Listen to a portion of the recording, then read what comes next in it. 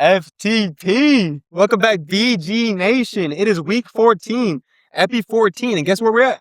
We are back at Avoca. Yes, we are back at Avoca. I know that the Avoca boys were kindly, gladly, I don't even know how to say it, happy to have us here, happy to have us over. But unfortunately, we don't have them here. No, we got our boys. Our boys are cool too, but I mean, they're not the Avoca boys. At the end of the day, I love my boys. I love my boys truly, but I mean, they're on their phone. They're zoned out, but... Producer E? Producer M? Yes, oh, I'm about to say something, but no, yes. I mean, I know last episode we said we finally almost found a forever home, and then the next week, truly, we didn't go back. Yeah, I mean... some scheduling issues, I know. I mean, shout out TC. TC? She loves us. Ted Cruz. Yes, exactly. She gave us our studio. Unfortunately, we had to do it a little earlier than expected. Oh, we don't have to go into details, but... we are back at Avoca, and honestly, I'm happy to be here. No, I like the setup. Always a good time. Exactly. Always a good time. Let us know in But the comments. yeah, which do you prefer, Avoca or the old media room? But it's fine. I think we'll be using the other one.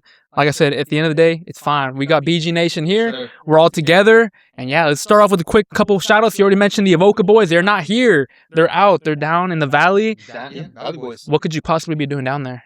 Nothing. Honestly, look, definitely more stuff to do down there than... I hate to diss Del Rio, but a little sip. I truly think they have more to do down in the valley than Del Rio, bro. And I know you can agree with that. Hell no. Okay. Hell no. What do they got going on down there? Speak on it. They got nothing. What do they have going on down there? All the border towns are damn near the same, fam. Nothing to do. Okay, look, actually, now you're Got spinning. Dave and Now you're spinning. Buster's. Yeah, true. Now you're spinning because guess what Del Rio has? Lake Amistad. Let's talk about it. We don't have to truly dive into it, but I know we're a sports entertainment podcast. Let's talk about fishing. Fishing is a sport. Yes, exactly. Back then, back in the day, like 2000s, 2010s, If you know, you know. Lake Amistad used to be an actual bass hole, bruh. Bass people... Bass hole? Bass hole, yes. Bass hole? Angle... I don't know how to call it. A bass hole. What do Go you ahead. call it? Yeah. Bass hole. I just realized, bro. Nah, Go ahead. Keep going. But truly, anglers used to pull up all around the nation. It used to be a nationwide lake. You know, they had tournaments there. They'd catch tons of fish, tons of bass. And honestly, we still catch bass to this day. Yes, the lake levels have gone down, but... I wonder why. Who took it? What you mean? Who took our water? What you mean? The damn Mexicans. The damn Mexicans took the water. Is that actually how it works with the dam? Yeah, they took our water. Wow. They took our damn water. They didn't have enough water, so they said, you know what? How about we take a little bit of your water? And they took our water. So it's fine. They can have it. News to me, I can't even lie. They can have it. I know this lore about Lake Amistad. Wow. They took our water. Anyways, point being, there ain't shit to do in either border town. Lake Amistad is nice, but I don't think the Boca boys... It's truly a gem, though, for border towns. You can't even lie about it. Mid. Call it what you want. One of the best lakes in the nation. I'm always shouting out Lake Amistad. I love it. You don't catch shit, though. Buddy. BG Nation, if you're truly loyal, I know y'all see him whenever I caught that nice little... Look, it down there looked like a small trout. I gave it to you. Small bass, while he was Backlash to Doom. Yes, Backlash to We don't got to talk about that. We already talked about that one. Yes, if you're truly loyal to BG, y'all know about this, but like you said, shout out the local boys. They're not here, though, but it's fine. Exactly. Shout out UI Dubsky. Again, we're back here again, third week in a row. Kind of a new home. The nest. Shout out BG Nation in general, because we just hit 100 subscribers. Took a little minute. However, we have been growing. We're making moves. We're making waves. We're riding that wave currently right now. Yes, sir. And we got to 100. We've been wanting that for a long time, so it's pretty good to finally hit that. On to the next goal. I can definitely agree. I wanted to shout out one more thing, too. My gaming channel. At the end of the day, follow Jewayne. Jewayne. Jewayne. Follow it out. I'm going to have it. It's going to be in the description. I post Madden, so if you like that type of stuff, go ahead and follow that there. It's a good time. Right, it's a good time. Personally, I can attest. It is definitely a great time. I watched the episode. Watch it all the way through. You will definitely enjoy it. Jewayne 115. No, just Jewayne. Oh, that's just Jewayne. Oh, Jewayne. That's mine. just Jewayne then. That's me. Go check it out. Definitely a nice Madden tune, but Yeah, if you like Madden, go check it out. But yeah, that's pretty much it. Any other shout outs? Shout out Marcos. shout out Marcos. Letting It Beer. Shout out Leah. Always shout out Leah. You're coming down, always doing your thing, bro. Mars. You always have the pod in mind. Mars. Oh yeah, of course. Yeah, I went back home after the pod last week and actually slipped on the ice. I talked a I little. forgot about the ice storm, bro. I talked a little shit about Mother Nature, and I said she don't got shit on me. She nicked me though. She definitely nicked me a little bit, enough to scare me. But FTP for the pod, I'll do it no matter what. But that's pretty much all I got for the intros. It's warm and safe out there for sure, but Ooh, we're missing something. what's up? L of the week. Oh, we can get into it. I mean, POS of the week, L of the week. Yes, sir. We can start it over. Do you want it? I mean, Say it. Say it. We can talk about it too. L of the week is if you know, you know. If you don't, you don't want to find out. Megan is missing. We watched that movie. It truly traumatized. We finished the pod. Look. Good vibe. We went home. Yes. We could have watched anything. We could have watched 21 Jump Street. We could have watched like Nacho Libre or something. But no. We had options. And we watched had options. Megan is missing. Do you want to describe what it is, or do you want me to go a little? No, look. Off the rip, bro. Like you were saying, we were having a good time before. Yeah. No, we were chilling. We were enjoying ourselves. Riding the wave. Exactly. You know, with the boys, let's find a movie to watch. Let's find a nice little movie to watch. We're scrolling. Megan is missing right there. Let's check it out. Let's check it out. If y'all watched the movie, y'all know y'all know what we saw. CP. Yeah, CP. It's CP. It's true. It's not just CP, bro. Because you can have some plots. You know what I mean? You can have a good plot, and you can have an enjoyable movie to watch. But guess what? This movie was utter garbage, bro. I think Eli liked it though. Eli did like Megan is missing. You liked it? He finished to it? He Oh. bailed right last. Remember? He did The bail. last second on that, we unfortunately had a bear. Producer M also had a bear. Truly. Did you enjoy it though? No. Look, I'm open-minded. We know this. I'm open-minded, but guess what? This movie was actual trash. The way it was shot was horrible. 500% enlarged is insanity. If you know, you know. If you know, you know. 500% enlarged is insane. Well, okay, so we're trashing on the movie. What was your favorite part of the movie? Favorite part of the CP movie? Go ahead. I just said it. I truly just said it. You don't like any part of it? No, my favorite part was whenever, they had the kidnapping. They had the reenactment of the kidnapping. And honestly, I'm not making fun of kidnaps. That is a very serious topic. I think, we should definitely look out for everyone in society. Kidnapping is not a good thing. But the scene where they reenacted it was absolutely hilarious, in my opinion. Remember what was followed after that? What's up? Yeah. Yeah, so they actually show the image of the 14-year-old girl who got trafficked on a on a website in a torture device naked. You didn't even gotta go into that, bro. It's truly horrible. It was truly one of the worst things I've seen in my life. BG Nation is right now looking out for our viewers. Please don't watch the movie. You truly want to see some uncomfortable Goy slap. Yes, absolute goy slap. Honestly, I'm done with this. I'm done with Megan is missing. I don't even want to think about it. It's seared into my brain. Exactly. I don't want to think about it no more. It's seared into my brain. L of the week, POS of the week might be the biggest POS of the week so far, but Megan is missing. Yeah, It was bad. But I just want to make sure you covered it. I have it there in the intro. Of course. I want to make sure we covered it. About that. What was your favorite part? You asked me. What was your favorite part, bro? Nah, 500% enlarged was pretty good. That was It was pretty funny. The reenactment, the side of the reenactment had me chortling, had me dying. I forgot about that. I'm not gonna lie. I mean, and the awareness, spread awareness. You mean, of course, man. you know, we don't never want to see that, but the actual movie was just utter dog shit. Yes, Dog shit. But all right. Again, at the end of the day, we are a sports entertainment podcast. So CP aside, let's get on into the topics. So a lot of these are yours, bro. You were spitting. You had a lot to say this week about a lot of these topics. So I'll kind of let you take over on these, and I'll kind of spitball off you. So go ahead if you want to start off. We're talking with NBA because NFL almost done. We'll talk about the Super Bowl. CFP. Yes, CFB. CFB. Yes, sir. CFB over. We got some UFC, NFL. CFB. CFB is college football. CFP is college football playoffs. Right, my fault. Just saying. But, and then we still got some WWE, UFC. We got a lot to talk about, but we'll start off with the NBA, Roy.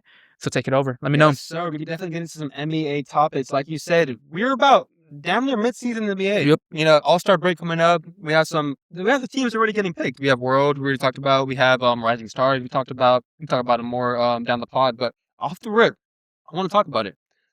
NBA, we got best rookie class of all time. Give me the most recent 2025 rookie class. It's 2025, am I not correct? Yes, 2025. 2025 rookie class. Give me that. We have Cooper Flag, best rookie since LeBron. Yes, LeBron. Honestly, I think he is the generational talent. Okay, before we keep going into all the prospects, the other prospects lined up here. Yes, I have a couple prospects. So I just want you to say the 2025 rookie class, in your opinion, is better than 1984 and the 2003 NBA rookie class. Are you saying that right now? Okay, look. Okay. Like you said, I have prospects listed on my document right now. Okay. I want to list them. Like you said, you threw out some big names. We have 1984. We have, what was that? Michael Jordan, Hakeem. We have 03. We have LeBron, Melo, D. Wade. Bosh. Yes. Insane class, right? But I'm about to list some players right here that I truly believe. But I want you to say out loud. Yes. Okay, I'll say it right now on the pod. I believe that the 2025 rookie class is better than all other draft classes in the history of the NBA. Yes. Including 03.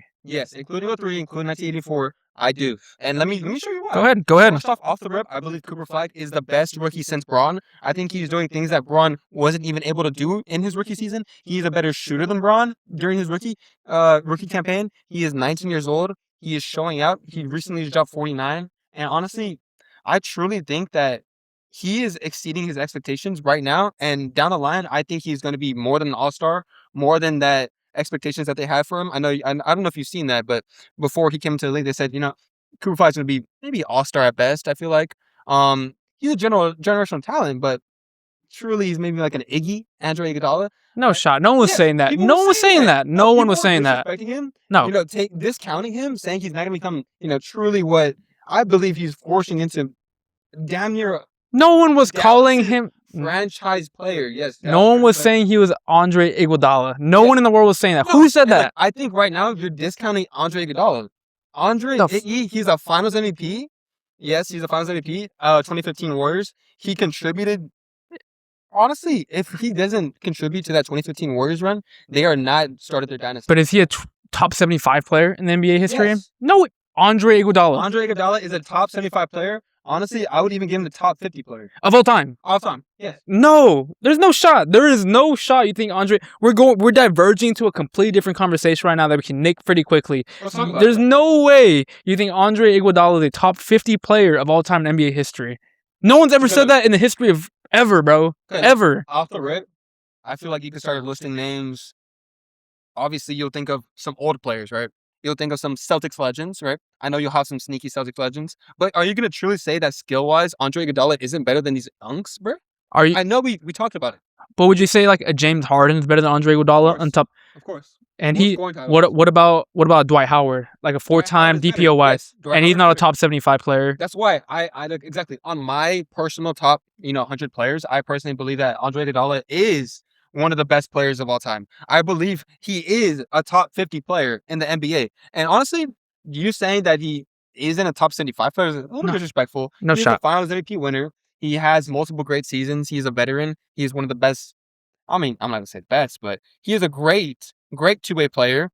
And honestly, I think he was a ring away. He was a game away from having another ring. And truly, 2 rings with the Finals MVP, that's putting him in damn near top 25 conversation. Hell no. Yes. Hell I'm no. saying that right now. No. There's no way. If he doesn't lose to LeBron in 2016, yes, the greatest player of all time, LeBron James. If he doesn't lose to him in 2016, then I truly think that he is also, I'd give it top 25, top 30. Okay, you're saying disgusting. That's a disgusting take. 2 rings with a Finals MVP. Where do you put it? Not in the top 100. Bro, not even in the top 100 players. You're truly trolling. There's no shot. There's no shot. I couldn't name you probably 100 players off the dome, but there's no way anyone ever considers Andre Iguodala a top 75 player. We're diverging a little bit. Look, I know we don't have the stats. This is quite the diverge. Please, in the comment section down below, drop. Honestly, I think Joanne is disrespecting Iggy. We're honestly are talking about this because of Cooper Flag. Okay. All right. Comparison. So we'll bring it back. So you think Cooper Flag is better than LeBron James his rookie year right now? Okay. Yes. And to that I say no shot. Also, he's not better. LeBron is LeBron. LeBron is the GOAT. LeBron is LeBron. I listed why Cooper Flag. I think he's a better shooter. Bron wasn't able to hit 3-ball. It wasn't a 3-ball league back in LeBron's day. It wasn't a 3-ball league. He wasn't trying. He wasn't He wasn't a mid-range specialist as he is today, as he is in the early 2010s. Back in the day, he was more of a slasher, pure athleticism. And honestly, Cooper Flag is showing that he is more than that at 19 years of age. No shot. No shot. Well, okay. So you think he's better than LeBron his rookie year? Yes, I think no shot. What about Wembanyama? Wembanyama, our own boy. You think he's better than the #1 overall pick and Wembanyama? That's a good point. And look, really? Go ahead. Yeah, that's a good point. And honestly, off the rip, Wemby is obviously the more talented player, two-way. He is better defensively, no doubt about that. I mean, come on. He's blessed with his 7'5", 7'4" height. I mean, if you're not going to be a defensive stud at 7'5", I don't know what you want me to do. That's why we drafted him. Honestly, I think Wemby's offensive game was obviously a little inconsistent during his rookie year. It's his rookie year. He wasn't dropping 49 like Cooper Flag. Did he not have a 50 bomb at one point? What's up? Did he not have a 50 bomb at one point in his rookie season? You can, but he definitely didn't have it earlier than Wemby. Or Cooper Flag had it earlier than Wemby. And honestly, I truly think that Wemby is obviously the better two-way player. Their careers obviously are going to pan out. Wemby's going to be the better player in my opinion. But Cooper Flag is definitely a more sturdy prospect. He's not gonna get injured as much. He is producing defensively, maybe not as much as Wemby, but he is producing defensively. I think he just had 49 and 10. I mean, he has his rebounds. He is a force on defense, and he is a great 3-point shooter. He is a great driver and finisher, and that's why I have him above LeBron. Then why is no one? So, in my opinion, or I guess I just want to ask for your opinion on this. Mhm. Why is nobody talking about Cooper Flag in the same breath as a LeBron James, as a Wemby, or in general? I don't hear much talk about Cooper Right. Flag. I mean, I do when he throws up 40 points in a game. I do see that, but in general, for number 1 overall pick who's doing this great, why do you think he might not be being talked about in the same breath as a Wemby or LeBron James, someone like that? Yeah, of course. And honestly, I think it is a disrespect to Cooper Flag and what he's providing for the league right now. Obviously, LeBron had the absolute hype. We honestly weren't even born yet, I don't think, whenever LeBron was, getting drafted. Nah. Before that, though, we've heard about it. Absolute legend. They were calling him, what were they calling him? The chosen one. In high school, 18 years old. Cooper Flag, yes, people were, glazing him. They were They're saying, glazing him. yeah, generational U.S. talent. People love that. People love seeing that. But unfortunately, he's on the Mavericks. They have tons of injuries. In my opinion, if the Mavericks had a healthy AD, healthy Kyrie, man, they're the second round plus team in the AFC. And in the West. Western Conference. But it's different from what you were saying at the beginning of our podcast. At the beginning, you were saying they should completely blow it up. That's different, though. with Cooper Flag, AD, and Kyrie, that even then they wouldn't be contending. But right now you're saying they're about a second round team. That's kind of different than what you were saying to start off. What changed? Yes, to start off, we had in our heads that Kyrie wasn't going to play the whole season. And honestly, did I think that they were going to make the playoffs then? No. Do I still think they made the playoffs? Absolutely not, obviously. So yes, I do think that they should have blown it up. And we saw where I was right, in my opinion. AD got injured. Now is anyone going to trade a first for AD? A second? Maybe even a third? I don't know, man. He might go for like 2/3 and a damn role player, you know what I mean? And I think that they missed their opportunity to truly get something out of AD. And at the beginning of the pod, I was saying that, but that was without Kyrie. Right now, I said with Kyrie, with AD, fully healthy, with Cooper Flag who's performing right now. I truly think that they would have been a second round team in the West. But they would have got snuffed out by a more balanced team like the Spurs, OKC, Spurs glaze. maybe Lakers. Of course, Spurs. Lakers, really? Lakers? I personally think No they shot. would've lost to the Lakers. They definitely don't have the deepest team, but Klay I Thompson. think Luka would have absolutely fried the Mavericks in a spin back series in the playoffs. But True. that's Would have not- been cinema, but they didn't make it. absolutely hypothetical. But all right, so far to recap, you say Cooper Flag is the best rookie since LeBron. Yep. Better than He's LeBron. leading the helm of his rookie class. Yeah. All right. So after that, who else do you got in the class? Go Yes, ahead. Next up, I have Con Kneppel, the Hornets shooting guard. I don't know if you've heard about him, but I've heard of him. I believe, my personal opinion, he is the best shooter in today's league. He is showing out. He recently just had 8 3-pointers. I believe he is honestly leading the rookies in 3-pointers as well. I truly think on the Hornets, obviously he's not going to thrive winning wise. You're not going to see winning games. He has a weak cast around him, but you do see his efficiency, his shot making ability, and honestly, I think he's the best shooter one of the best shooters in the league right now. The best or one of the No. best? Is he better than Curry in your No, opinion? look, I'm gonna keep it a buck. Obviously, I'm not gonna say he's better than Steph and Curry, the best shooter in history, but he is one of the best shooters in the league, especially as a rookie. That is very promising to see. And also, I believe that with Cooper Flag, those two together are also leading the helm. Okay. Yeah. I'm not moved by this. Currently, I'm not moved by this, all right? Why not? I'm not moved by, so I'm going to compare them directly to, say, the 03 class, all right? Go for it. Cooper Flag, in my opinion, is not LeBron James. He's truly not. Whatever. I just don't think so. After that, Con Kneppel, who's he going to be compared to? The Carmelo Anthony? You think Con Kneppel is going to turn out better than the 03 Carmelo Anthony, who That's probably also should have won right. Rookie of the Year himself, his rookie year? But yeah, Con Kneppel over Carmelo Anthony? yeah, like off the rip, I'm gonna say right here. I think Carmelo Anthony, he is already being forgotten about. We kind of talked about it. I said that already. I've said that already. We talked about it. He is being forgotten. He doesn't even have his name anymore. Melo. That goes to LaMelo Ball. You know what I mean? He is forgotten about. He is obviously a gem. He's one of the best shooters. He's one of the best scorers in history. But I truly think Con Kneppel is one of the better shooters. And honestly, to live in this league, you need to be able to hit threes and play defense. No one is going to know Con Kneppel's name ever. He will never be mainstream.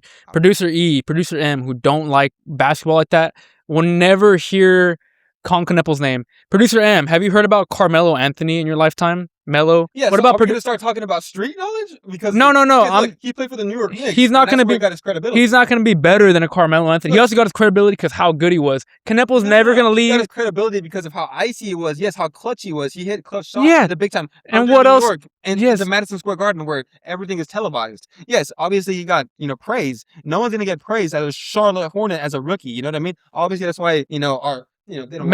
Melo was on the Nuggets to start his career though. You're saying Yeah. Concanepal went to, let's say, the Lakers? He'd be known worldwide by everyone. There's no shot. Yeah. No, he would not. No. Dalton Connect got mad love, more love than Concanepal. And are we saying that Concanepal is worse than Dalton Connect? No, but guess what? When you go to a big More market people franchise, know about Concanepal than a Dalton Connect though. Don't just say because he went to the Lakers. Personally, I don't think so. There's no way. Personally, I don't think so. Concanepal's leading the rookie race for rookie of the year right now. Connect 4. You don't think Connect 4 is more known than Concanepal? No, Concanepal is leading the rookie race in terms of odds for winning Rookie of the Year. So he has his praise, but at the end of the day, he's not better than Carmelo Anthony. There's no shot. Rookie year Carmelo Anthony. No. Rookie year Carmelo Anthony. You think he's a better No. I know right now, if you were to check stat percentages, he is the better field goal percentage and three-point shooter right now. But he's not the better player. There's no way. I mean, maybe percentages, but look. Rookie year Carmelo Anthony. 21 points per game, 6 rebounds, 3 assists as a 19-year-old starter. 21-6-3. 21-6-3. The Nuggets, the Denver Nuggets. He didn't go to a good team. Nobody. The Hornets right now have LaMelo Ball. They have people taking Brandon Miller. They have people taking with the points and assists. Concanepal is showing right now that he is a proven 3-and-D guard, and I truly think that he is leading this rookie class right now with Cooper Flag and these other things I'm about to list. I'm appalled. I'm appalled that you say Cooper Flag is better than a rookie. Rookie Cooper Flag is better than rookie LeBron. Rookie Concanepal is better than Carmelo Anthony. All right, we'll agree to disagree. Let us know in the comments, bro. No, truly let us know in the comments because honestly, I truly believe that Concanepal is the better player. I think obviously in this league, it's more 3-pointers, like you said. Whenever you play a good 3-and-D play style, you are going to stay on a team. You are going to provide for a championship level teams. Guess what Melo doesn't have? Say it. Championship. He doesn't have a championship. Guess what? Because he is an ISO player. He doesn't lead the team in anything other than points. Canepal will never win a championship. Canepal produces 3-and-Ds. He'll never be the main guy. He'll never be the main guy on a championship team. Yes, but guess what? You don't need that. And honestly, this is a wide sports thing, in my opinion. I think players who fall in their roles, who don't, obviously provide an insane amount of talent. But guess what? I feel like players who do provide that insane amount of talent mess up sometimes. They think they have to do too much, provide Superman type talent. And honestly, that fails their team. Honestly, we're going to talk about it later. Yeah, I'm thinking about it. Yeah. You know what I'm talking about. I know what you're talking about. So we can talk about it later, but I truly think that Concanepal is better than Carmelo because he can fall on a roll much better. I don't think that makes you a better player that you can fall into being a role player. What is basketball about? Winning. Exactly. And so you think Canepal hasn't won shit. He's a rookie. So I do think he's a better rookie than Carmelo. Okay. We're going to agree to disagree. He's an ISO scorer. We're going to agree to disagree. I mean, I don't even think I have to argue against that because I know everyone will know. Please let us know. All right. Moving on. Queen is a baby Jokic. You're talking about Derek Queen from the Pelicans. Yes, sir. Indulge me. Off the rip, we could say Derek Queen is the next Joker. Because guess what? He is producing not only points, rebounds, and assists. He is producing those triple doubles, and honestly, I truly do appreciate the game he's putting on in New Orleans. He is giving those New Orleans Pelicans fans some life. We have Zion over here injured all the time, struggling with overweight, tendencies, and truly it's sad to see. And he loves those stinky BBLs. He does. He does love stinky BBLs, like our boy Eli. Shout out Producer E. Shout out Producer E. But guess what? Whenever you focus on BBLs, you're not focused on winning. Truly. You're not focused on winning. And guess what? Derek Queen, he is a star. I believe he was with Cade and them back in the day. But I might be mistaken on that. He was with Cooper Flag. That's who he was with. Back in Montverde. But yeah, shout out Queen. I personally think he's the next baby Joker. Or he is the baby Joker. He's the next Joker. And I think he just put up 30, 10, and 10. I mean, he's putting up numbers multiple times this season. So shout out Derek Queen. Shout out the New Orleans Pelicans. And I mean, if you have any thoughts on that, you're kind of quiet on that. You're looking at the stats right now. Trying to figure something out real quick. You're a little quiet on that. Hold up. I'm trying to figure. I think we're cooked. Hold up. At the end of the day, yes, you're going to have assists that are lower because you're on the Pelicans. You're on the Pelicans, but we have seen potential. Past couple games, he has produced triple doubles. Not the past couple games, but this past season. And honestly, I think if you actually watch his play style, you could definitely see how he is kind of a replica of Jokic. He's tiny though. He's only 6'9". He's a big guy. He's definitely He's a big big, though. guy, but he's only 6'9". It's a play style. All right, It's a play style. all right. I'm gonna bring it Jokic back. is 7 foot. I'm gonna bring it back. I'm gonna keep doing the comparisons to 03. All right, you already said Cooper Flag is better than LeBron. Okay. Colin Kneppel is better than Melo. You think Derek Queen is better than Chris Bosh? I truly okay. Look, Come on now. Look. You can't look. You truly cannot say that Derek Queen is better than Chris Bosh. You can look. They don't all have to be better than I know. the guy Of comparison. course, I know. Give Chris Bosh his flowers. There's no way Derek Queen is better than Chris Bosh. Come on, Okay, look, leave it at that. I'm gonna say it right here. Don't say it. I'm Don't gonna say say it. it right here. I'm gonna give Chris Bosh his flowers. Okay. Truly, if you don't know, if you didn't watch old school ball, back in the day, before he was on the Heat, whenever he was on the Raptors, you know what I mean? He was a stud. He truly was an offensive rebound machine. He rebounded the ball an insane amount, and honestly, he was one of the pioneers of a scoring forward, a point forward. Do I think he's better than Derek Queen? Like I already said, no. Guess what? No. I think Derek Queen is the better all-around player. Derek Queen produces not only points, offensive, he produces defensive points. He produces assists for the whole squad. He produces all-around type of talent. And that's why I think players like Derek Queen, players like Nikola Jokic are better than these other players who, just score, just points or, just get rebounds. Double-double kings. They're double-double kings, but then a triple-double kings. You know what I'm trying to say? You got a triple I don't double. have a triple-double and a Triple double-double. double Queen. Exactly. That's what I'm trying to say. Get the fuck out of here. All right, bro. Look, All you'd rather right. have a double-double than a triple-double. Bro, Would you rather have someone who produces Derek on Queen offense and ain't defense? getting nothing, bro. Derek Queen averages Yes. 12 points, 7 boards, and 4 We're assists. talking about That ain't no triple double, bro. Look, we're talking about averages whenever you're on a Pelican squad that is going for the number 1 overall pick right now. They don't even have it because they sent it to the Hawks. Horrible ownership.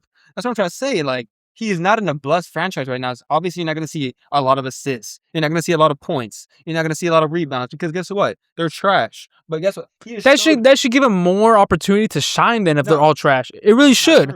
That's Yes. They're getting blown out. And look, guess what? I think that over the span of his career, we're gonna start seeing, whenever obviously he's built around an actual roster that's able to compete, we're gonna see him produce these triple doubles. I truly believe in him. Obviously, am I gonna say he's better than the entire Chris Bosh's career? No, bruh. He's a rookie, just like Cooper Flag, just like Colin Kneppel. But I believe the potential that they have is gonna excel past the 03 squad, past the 84 squad. And honestly, yeah, that's all I got to say about Derek Queen. None of these guys are ever going to touch Michael Jordan or That's what I'm trying to say. Hakeem's jock. I'm not saying that they're going to be greater than their entire careers. We understand how careers go. Injuries happen.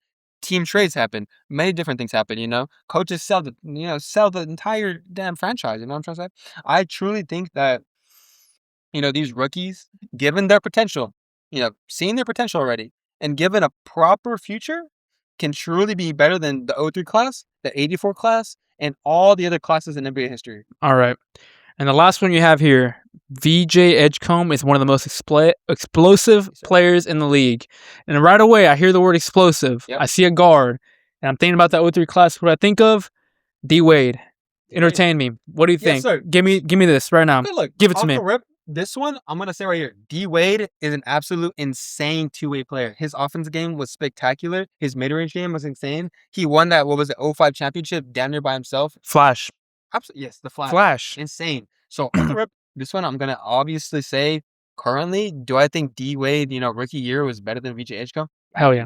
Okay. I do. But you're not insane. You're not completely insane. D Wade is, I'm not going to say D Wade is not better than VJ Edgecombe during his rookie year. He was, but I am going to say VJ Edgecombe is a more explosive player right now. One of the most explosive players in the league currently. He fell off. He started off really hot. You could say at the beginning. Rookies hit rookie walls. We saw what Jason Kidd said in the previous episode. Gotta touch it. Exactly. You gotta hit it. You gotta touch it. You gotta feel it. But sometimes rookie walls stop the rookies, obviously.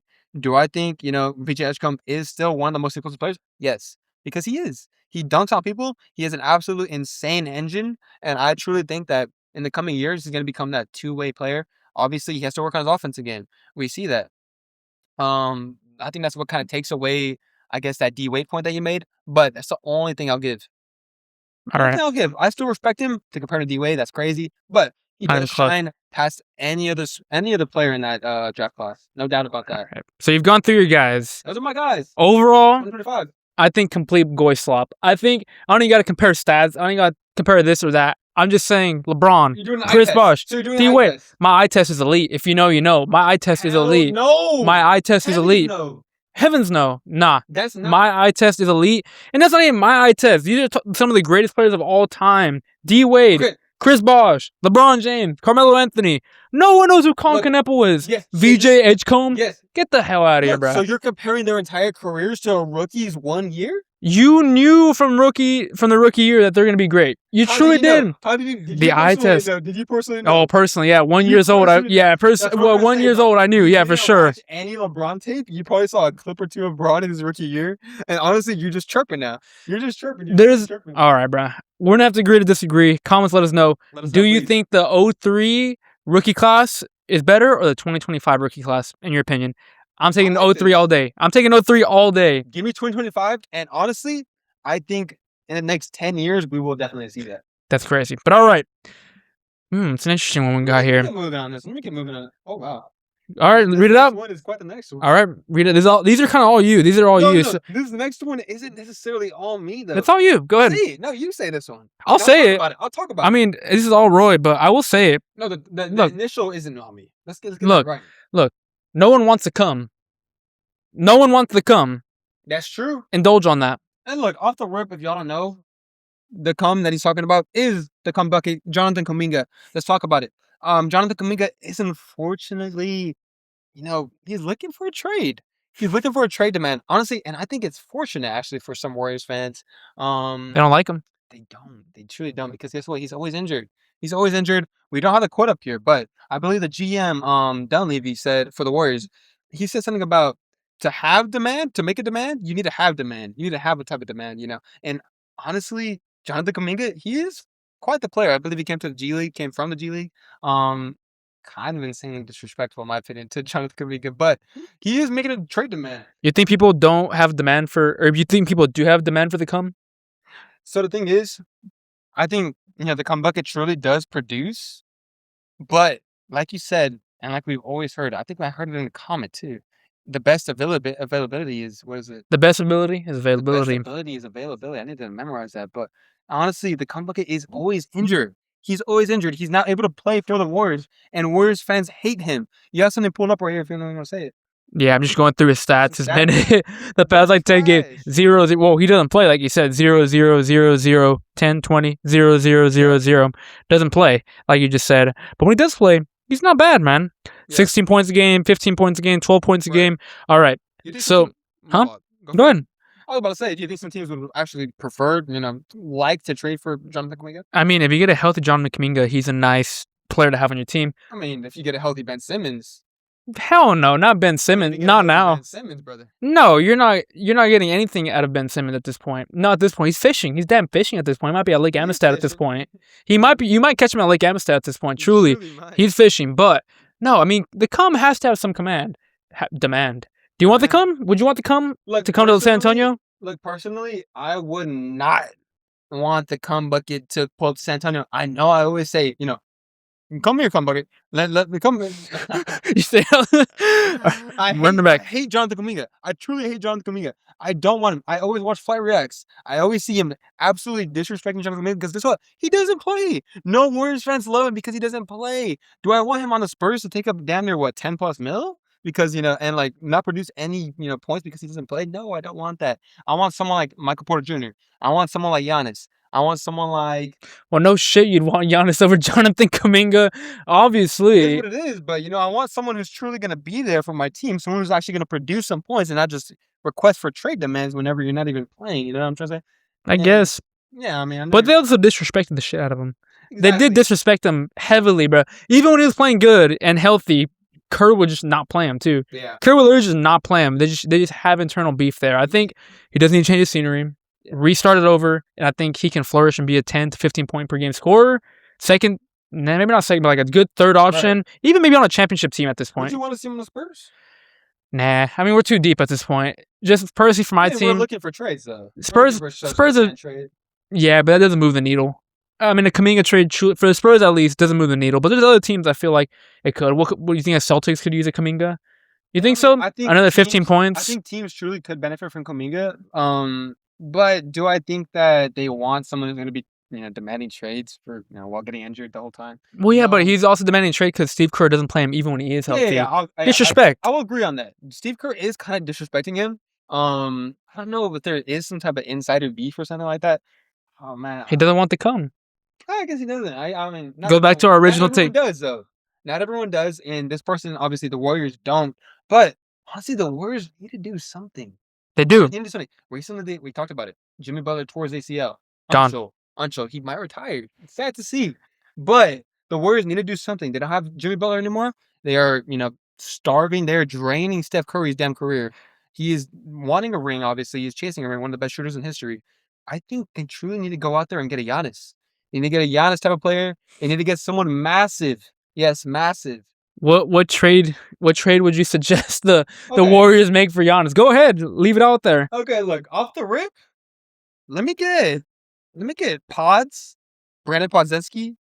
Let me get the comebucket, Jonathan Kuminga, and honestly, a first for Giannis. I truly think that the Warriors can pick up a package. They can send maybe Pods, Kuminga, first, maybe a little second for a little Giannis. I have been seeing all over media, delusional Warriors fans be saying some insane trade takes, some insane trade talks, discussions for Giannis. But I mean, I'm with them. I'm with them. If you were the Bucks front office organization, and the Warriors came to you saying, "Look, I'm gonna give you Pods. Yeah, I'm gonna give you the and I'm gonna give you first for Giannis." Are you taking it personally? What are you doing with that? Look, off the rip, Giannis is a spectacular player. Right? Mm-hmm. He is one of the best players in the league. But we have seen he's injury prone. Get the hell out of here. I don't. What you're about to say? Go ahead. Keep going. I just can't believe what you're about to say. Rip, he's injury prone. Okay. I'm taking anything from him. If I even see a sniff of a first, I'm considering it. I'm considering it as a Bucks front office because guess what? The Bucks don't have their first. They don't have their first rounders coming up. So if they even tank, they're not gonna get that pick. They're not gonna get that first round, the first round damn pick if they tank. So I think they're looking for first rounders. They're looking for things that they could trade away. Yes, obviously, if a team offers more, right? If they offered, 2 first and some 2 mid players, 2 role players, yeah, obviously they're gonna take it. But if they sniff a first for Giannis, I would definitely consider it. Pods, he's not the worst player. He hits threes.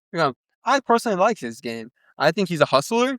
He truly wants to stay a Warrior. He's always trying to butt into Clay and Steph Curry's conversation. Oh, do you see that? They don't fuck with him. They truly don't mess with him, bro. It's unfortunate to see, but Pods, the comeback, and we talked about it, he's serviceable. 15 points a game. I think, new change of scenery, he could flourish. It's like a Kuzma type of guy. Yeah. He's like a Kuzma type of guy. He's getting traded. He might get, shipped right away. Yeah, he might get shipped out. That first, though, that's very tempting and very eye-catching for the Bucks. I think, yes, to wrap it all up, the Warriors and the Bucks could make this trade.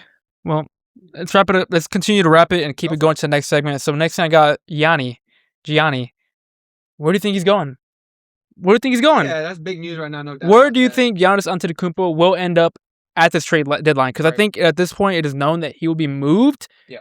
So where do you think he's going? Yeah, it's big news right now. Honestly, probably the biggest news in trade talks right now currently. Giannis is one of the best players like we talked about. And we've been talking about this for a while too. We've talked about this all the time since the beginning of the pod. Truly, I think it is now coming up. He wants a trade by trade deadline or in the offseason. And honestly, I truly think that the San Antonio Spurs are going to go out there and take Giannis from the Bucks. They're going to send at least Jeremy Sochan. Give me Harrison Barnes, and I'll throw in 3 first.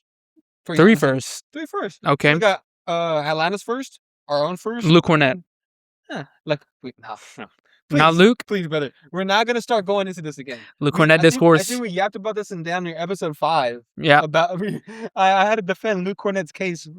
He just got dumped on by Amen Thompson. He didn't do shite just like this past week. He got 0 points, 0 rebounds. But cardio. I think truly in the playoff series, as we saw against, he was a Celtics. He does have a ring with the Boston Celtics. He is proven to be a death piece in a championship level squad. And yes, I think we should keep him. He's won a chip and he's provided for a championship level team before. So why trade him?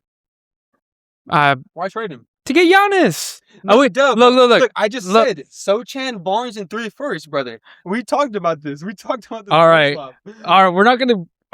Truly, you know what? Truly, we're not gonna go back to it. Like you said, we've been talking about Giannis trade all season, so we talked about this at least 5 times already in the pod. Pod history. But I think the Spurs should push for someone like this. I think the Spurs should try to push for someone to put him past the OKC Thunder, to put him past the Lakers, to put him past the Nuggets. I know you glaze the Nuggets. To put him past these other teams, even the Eastern teams, Pistons, Celtics, teams like that. I truly think that this will put him ahead of all these other teams and truly make the whole league scared. I mean, yeah, if you have Victor Wembanyama and Giannis on the same team, you're gonna be. So why wouldn't you send the pieces? Why wouldn't you send? I'm going back. Why wouldn't you send Luke Cornett if you could get him? That's death. It's different though. Untouchable list. Luke Cornett. Yes, the Spurs have little depth in the center position. They have Wemby, Cornett, brother, and Bismack Biyombo. You know what I'm trying to say? They give him Cornett. All they would have on the starting lineup is Giannis and Wemby. You don't want to just keep rotating in between that. You want a solid bench player, which you'll keep, the Cornett, and you have these longer defenders to, give up to these other teams. Why not just trade Sochan and Barnes? Why not just trade Sochan and, I don't even know who else, brother, but Sochan and damn near 3 first. Keldon? Yeah, Keldon. You would think Keldon before you think Cornett. In my personal opinion, Giannis fills the points. Giannis absolutely takes all of Keldon's points. Yes, he's a bench player, but I truly think that we have the depth to fill in for Keldon. I think Giannis also adds that two-way ability that Keldon didn't have. Say they want Fox. No. Never Fox. So the difference, the thing with Fox... We got plenty of guards too, though. I agree. I think that's our personal attribute. Honestly, guard play. We have guards that are able to play 3 and D. Yes, I know we don't necessarily think of Harper and Castle as 3-point shooters right now, but obviously the slash throws. But their defensive ability is truly, unique, and I think a lot of us had to keep that. Fox, he's more of the vet, more of the scorer, in my opinion. Probably doesn't play as great. He at the end of the day, I mean, Fox is swiper. We that's his nickname down there, and I think it is a nickname. His nickname. Steals. He gets tons of steals, so he is a defensive piece. And why would I give up Fox for that? No, because Giannis is also one of the best defensive pieces in the league. But I think we're able to keep Fox, keep Castle, keep Harper, keep Wemby, obviously, and keep Cornett, in my opinion, and keep our depth. And truly, I mean, I'm sorry, Producer E. I know Producer E doesn't want to Producer E's best friends, Julian Champagny. Yeah. He knows him? Yeah, he always converses with bro. Did I? Yeah, I kid you not. Okay.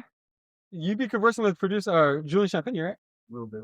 Yeah, damn, bro, what the hell? Bro, yeah. Okay. Shout out Julian Champagny. Shout out Julian Champagny. We love that boy here in SA. Yeah, I truly love him, but honestly, what I don't want to do is give up on the Spurs 3-point percentage, 3-point making ability, because right now we are struggling. I don't want to give up Vassell. I don't want to give up Julian Champagny. I don't want to give up like I said, Harrison Barnes is one of our better 3-point shooters, but I personally would give him up just because he sells in the clutch.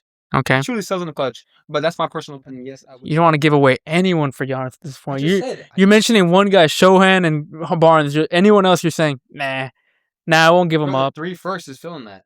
I guess 3 so. First is filling that. And I think that the Bucks would truly be blessed to have a trade offer for 3 first for Giannis. We saw Luka go for it, not even a first, or 1 first maybe. And honestly, that's... did you go for a first? I'm forgetting right now. That's horrible. We saw these superstars going for no first. No first. I truly think that if the Bucks were to get 3 firsts for Giannis, I would be happy. All right. I guess we'll have to wait and see what happens, and we're obviously going to talk about that. But I mean, Giannis to the Spurs, I think it's happening as well. I think truly that is what's going to happen. Not a lot to talk about it right now in the media besides rumors. Yeah, I agree. But I would probably say send my guys like Cornett, maybe a Champagny, guys like that. Truly, Shohan's gone. I mean, Shohan's gone. So you don't want Champagny? No, I do want him, obviously, but I'd rather have Giannis than Champagny. Look, I understand what you're saying, but truly, do you want to give up, Yeah. You want to give up 3-point, making ability because you obviously know that you had to. Yeah, you can find it in the draft. No, but you got plenty this year, brother. You don't want to make if you go for Giannis, you don't want to just lose out in the first round this year. That's the same situation as the Bucks. If you got Wemby and Giannis, you're not losing in the first round. Wholly hypothetical, but you're not though. Who's beating a team of Giannis and Wemby? No one. Well, look, that's what I'm trying to say. But whenever you don't have these 3-point ability, the 3-point making ability, Wemby. you're not gonna. No, team's game plan, brother. Wemby is inconsistent sometimes. I hate to say it, Wemby is inconsistent from the 3 ball. Yes, I think he will get better, but currently the Spurs do lack 3-point consistency, and I don't want them to, send Vassell. What's his name? Who's our other 3-point shooter? Champagne, even Fox. I like Fox's 3-point making ability. And recently, honestly, in my opinion, I like Castle and Harper's 3-point making ability. I don't want to give any of those for Giannis, who can make a three, can't space out the floor. Yes, Giannis is one of the best two-way players in the league, but you truly need depth. You truly need 3-point making ability, to win a championship. All right. Well, we're not done with the Spurs talk. We are wrapping up the NBA segment. We do got a lot of Spurs talk. We are from San Antonio. Shout out SA, our community.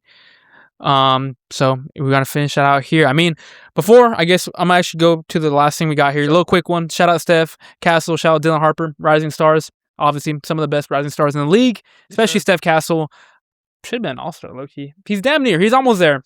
I think give him 1 or 2 more years, and he's definitely an all-star year after year. I truly, His defense ability though. Yeah. Ooh, There's you some can't really teach good that. players in this league, but I truly think that Steph Castle is a rising star. I mean, Yeah, no doubt about that. And Harper plays good. Harper has his games. I He has love his Harper. games. Yeah. He's very crafty in there. But we just want to shout out our boys, and then the last one, Vic Wemby. Go ahead. You have an opinion on this? Let's talk about it. Look, I wasn't able to find the quote. Unfortunately, I wasn't able to find the quote. But Victor Wembanyama, our hometown hero. Yeah, not our hometown, but our Damn near. town. Yeah, exactly. Pretty much. We love San Antonio. San Antonio's our home. Our hometown hero, Victor Wembanyama, spoke against ICE. And honestly, Wemby, honestly, I see you, my boy. You're one of the all-stars. You're one of the superstars in this league. He's the first one to do it. He's the first one to speak up against them. Exactly. And honestly, I love it, Wemby. Guess what? I truly love that you are raising, you're using your platform to speak against, real things that are happening in this nation, in this world. And honestly, I totally agree with you, Wemby. Shout out, Wemby. Keep it up. And yeah, that's all I got to say about that. Just dribble the ball. Just dribble the ball at the end of the day. I mean, look. Like, I'm not looking to hear all that from him. I like Wemby. I truly do. Yeah. But I mean, he doesn't know what he's talking about. He's not from this country. He's not from this country. Hey, look, I get it. He might be a little scared himself, not being from the country. You never know what can happen to you if you're not from here. So, at the end of the day, he might get deported himself by ICE. He's not from here. He's from France. He is from France. You never know. His country's shit. France is dog shit. They've had plenty of revolts themselves, so he knows how this thing kind of goes. He's just jealous, man. He's just hating on a great country at the end of the day. Okay, look. He's just hating on a great country at the end of the day, in my opinion. I think he just dribbled the basketball, run and dunk, and shut the hell up about ICE. Okay, and look, truly, look, people have this perspective.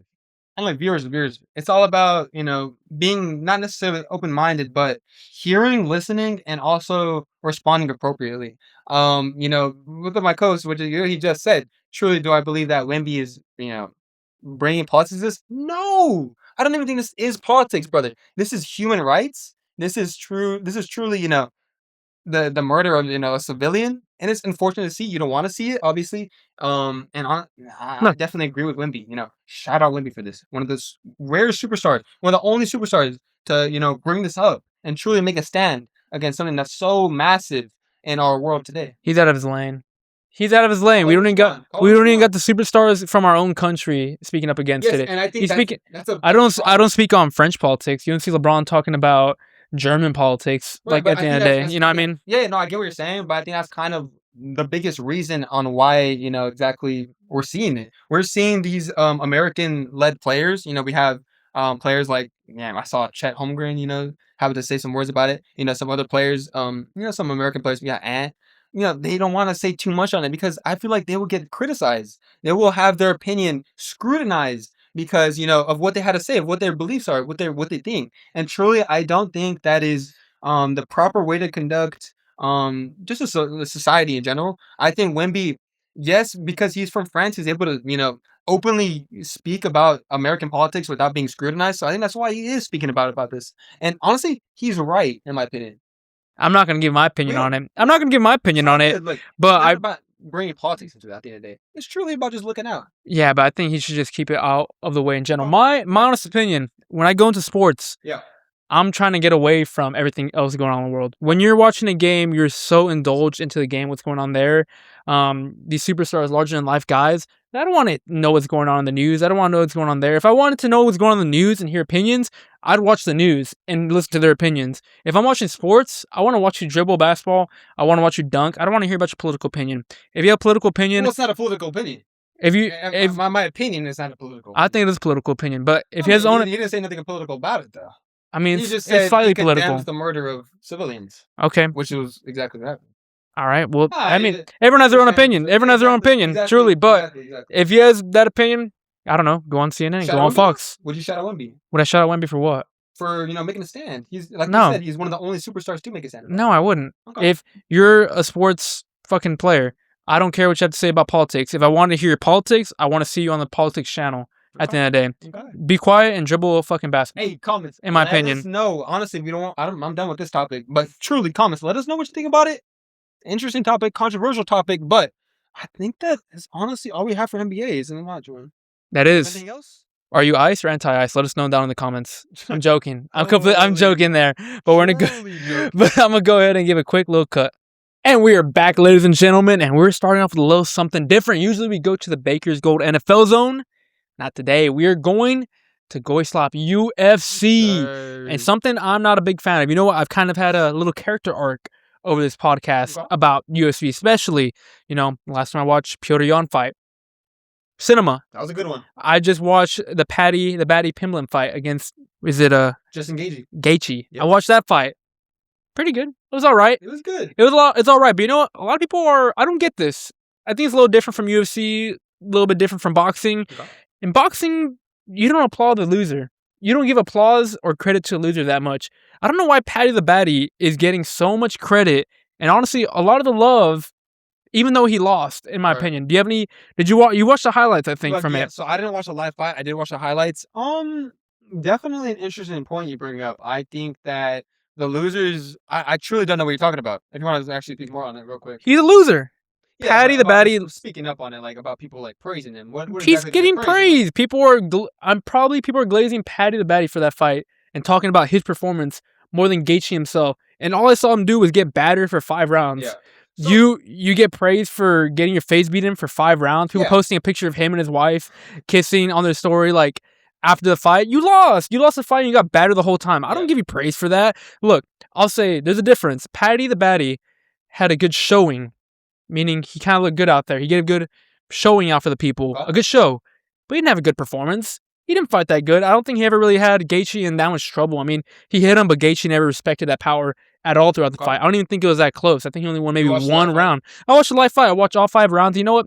It was a good showing. It was a good show, but Paddy the Batty is a loser at the end of the day. He didn't win. I don't get why he's getting all the credit for taking a beating for 4 of the 5 rounds, in my opinion. Yeah, so honestly, I think kind of what it has to do with is that, UFC is kind of it's a fluid thing. I feel like people lose, but they also, they win a couple fights and they're back at the championship round. You know what I'm trying to say? They're back competing at the championship level. So, yeah, I mean, Paddy obviously didn't win against Justin Gaethje, who is, a seasoned veteran in the UFC game. He has fought, these prime people. Like, we're going to talk about it in a couple minutes, but he has fought elite level competition in the UFC game.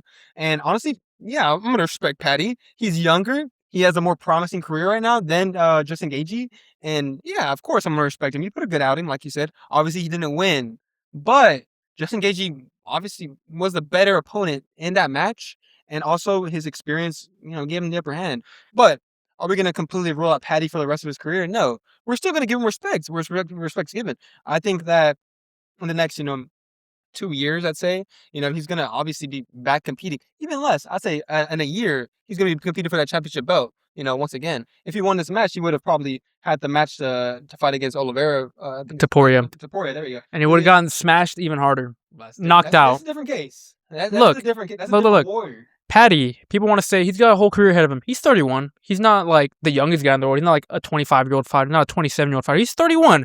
Once you get to that point, you're starting to enter the years where you're not in your prime anymore. Truly, especially in fighting, you take a beating, especially like that, you don't come back the same fighter, especially getting beat like that.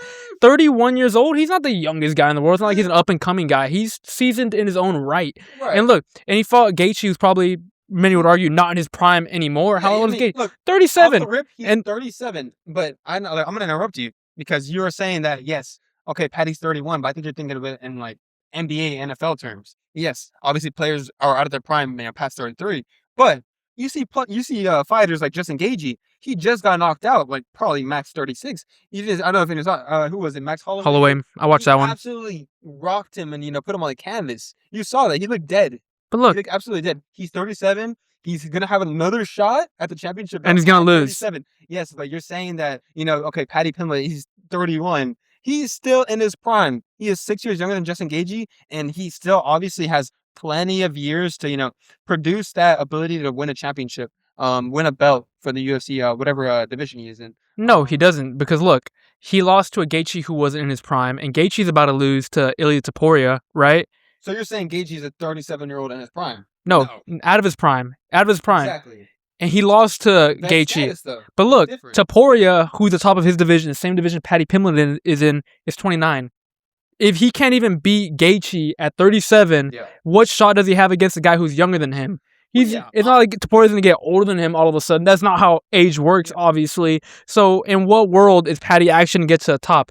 I mean, Gaethje won some interim belts, and you said he ran into an Oliveira, a Khabib. We'll talk about his cuckage in just a little bit. But I'm thinking Paddy the Baddy doesn't have the facilities or the age at this point to ever go on top of a guy like Topuria, who's younger than him. Of course. And does anyone have a chance to beat Topuria right now in his current division? No, Brett. No one has a chance. He is wiping out the entire division he is in for a reason. He is one of the best all-time UFC fighters. And yes, obviously, Paddy isn't going to beat him currently or maybe in the future. But things happen. People switch divisions. You're a boxing purist, he said. People go up divisions, go down divisions. We're probably gonna see Topuria go up a division or two. And honestly, obviously Paddy's gonna have a chance in the current division he's in. Look, people move, you know what I'm trying to say? I don't know UFC the most, but I do know enough to know that Paddy is a big guy for his division. He looked huge out there when he rehydrates, and you've seen the massive dehydration he does before. That takes a toll on your body every time you do a huge dehydration, especially the level that Paddy does. He inflates in the offseason. That's one of the big things. He inflates, and people love how small he gets. That's dangerous for you at the end of the day. That does damage to your brain, to your body. You can only do that for so long. You can only get to a certain age where you can do that. Eventually, your body just matures, and you can't do that anymore. You get to a point where you start doing that, it'll take a toll on your body when you're in the ring. So who's to say that Paddy is staying in his own division as well? I think he'll be neck and neck, probably with Topuria the rest of his career. Like I said, Topuria is younger than Paddy at this point. Paddy is 31 years old. What, you think he's going to be able to do this massive dehydration when he's 33, 34 years old? No, he's probably going to have to move up just how big of a guy he actually is. He looks huge out there. So at the end of the day, I don't think Paddy's ever going to get to the top of the mountain. Fun guy. I like watching Paddy fight, but at the end of the day, he's a loser. He's not going to end up winning the championship at the end of the day from any of these top guys. He's never been Topuria. He can even beat Gaethje at 37. And I don't know much about UFC, but just from what I know about boxing, what I know about fighting, you can't sustain that level of dehydration that late into your career. There's no shot. He's not going to do it. All right, man. Personally, we're going to disagree and disagree and agree on this one, or whatever it's called. Agree to disagree. Agree to disagree. I personally have nothing else to say about this. Honestly, Paddy being overrated. Overrated. I don't believe it. Fun. I don't believe it. Fun. I really don't believe it. Puts on a show. I'll watch him fight again, but we will have a little overrated. To disagree, but honestly, Justin Gaethje, he is in a world of storm. He's probably gonna have to fight, like we said, Ilia Topuria. Yes, Ilia Topuria. And honestly, it's kind of sad to see. It's truly sad to see Justin Gaethje being a veteran in the UFC community, but he's been, unfortunately, I don't even know how to say it. Cuck. Go for it, cucked. Somebody say gatekeep. He's been cucked, dude. Cuck. He's absolutely been destroyed by the matchups he's been given. He's been given 2 other previous UFC championship belt Opportunities, but he got prime Oliveira. He got Khabib after his dad died. Absolutely horrible. Obviously, you're gonna get mauled. And now he has Ilia after his wife left him. Talk about it. Yeah. Justin, she took the kids. Truly, he's not coming out on top of this. He's not coming out. You know, it's fine. I've had conversations about this. There's different tiers of fighters. You got a guy like a Khabib, Prime Oliveira, a guy like Topuria. They're S-tier fighters. And you know what? Gaethje's a great fighter as well in his own right. But he's an A-tier fighter.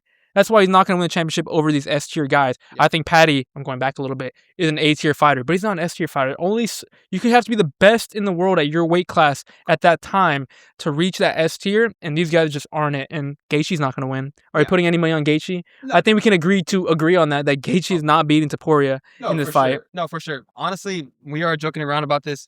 Unfortunately, kind of fortunately, I think in this circumstance, Elite Topuria got divorced with his wife. His wife went to Miami. They tried to warn him. The Nelk boys tried to warn him. Exactly. The Your wife goes ahead of their time. Your wife goes to Miami. You're done, bruv. You're done, bruv. At the end of the day, your wife goes to Miami. You're done. He pressed him. He said, "No, it's not like that." Nah, it's like that. And she took the kid. But you know what?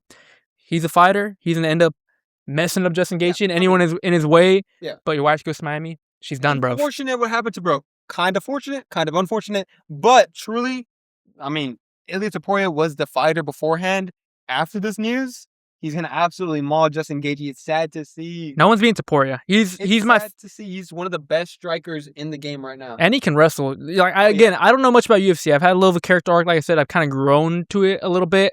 Topuria is one of the guys where I'm gonna watch him fight every time. Just kind of love how he fights. I'm a boxing guy, so clean, I like his striking. It's awesome. I know there's a good fight coming up. Tomorrow? It's Volk versus Lopez 2. I'm not looking forward to it too much. I do like Diego Lopez a lot. I like Volk a lot, but I was really hyped up for that first fight, and I watched it, and Lopez didn't put up much of a showing. I think it's gonna be about the same. Lopez is more like a B tier guy. Volk in his prime S tier guy. I don't think Lopez doing much. They both have some pretty good records. Featherweight bout. 27-4 Volk. Are you watching it? No, personally, I'm not. Me too. I'm gonna duck it. I had to look up Diego Lopez's name. I'm a casual with UFC. I watch the big fights. Diego Lopez right here, 27-7. Yeah, pretty damn close. I like him. Difference. I like the looks. Yeah, for sure. I like Diego Lopez's look. Brazilian mixed martial artist. Good mustache. Personally, a little prediction. I like Volk. I think he's gonna take this one. I think he's gonna, push his status in the featherweight division. I think he's gonna try to push for that championship title again. Who he will have to face, I currently don't know who has his belt right now. He's a champ. Volk is a champ. Okay. Volk is a champ. Shout out Volk. He's gonna defend his title then. And he's gonna win again. Exactly. I just think there's different levels to it. I'm not looking forward to that one. We're gonna go talk about it a little bit at the end. I'm watching the Royal Rumble or UFC this weekend. I'm watching the Royal Rumble. Okay, off the rip, bro. Like, we're not gonna talk about it. We're not gonna dive into it because we have talked about this before. I would rather watch the UFC than a scripted WWE, brother. Nah, you don't understand the Royal Rumble though. 7 days of the week. Oh, Royal Rumble, 2 guys start in the ring. Every minute and a half, countdown, 10, 9, 8, all the way down to 1. Another guy goes in. Only way to eliminate. Are you familiar? Only way to eliminate him. Yes, throw him over the top. I have seen. Until there's 30 guys that enter and only 1 remains. I have seen one of them before. Peak. Like one of the OG peak ones. I have seen one. But am I gonna want to prefer some fake scripted, trash? It's fun though. It's fun though. Okay, yeah. If you want to watch Goy Slop, go for it, bro. But I want to watch actual competitive, fighting at the end. But you're not watching either. Exactly. But you're not watching either. Aren't necessarily the most competitive. I'm choosing the more competitive matchup in the UFC, which is not fake. Compared to WWE. But good stories though. Whatever, bro. WWE over UFC, especially this weekend. Royal Rumble, tune in. We'll talk about it in a little bit. But all right, that's all I have for UFC. I did want to throw it in a little there because I'm trying to get into it a little bit more.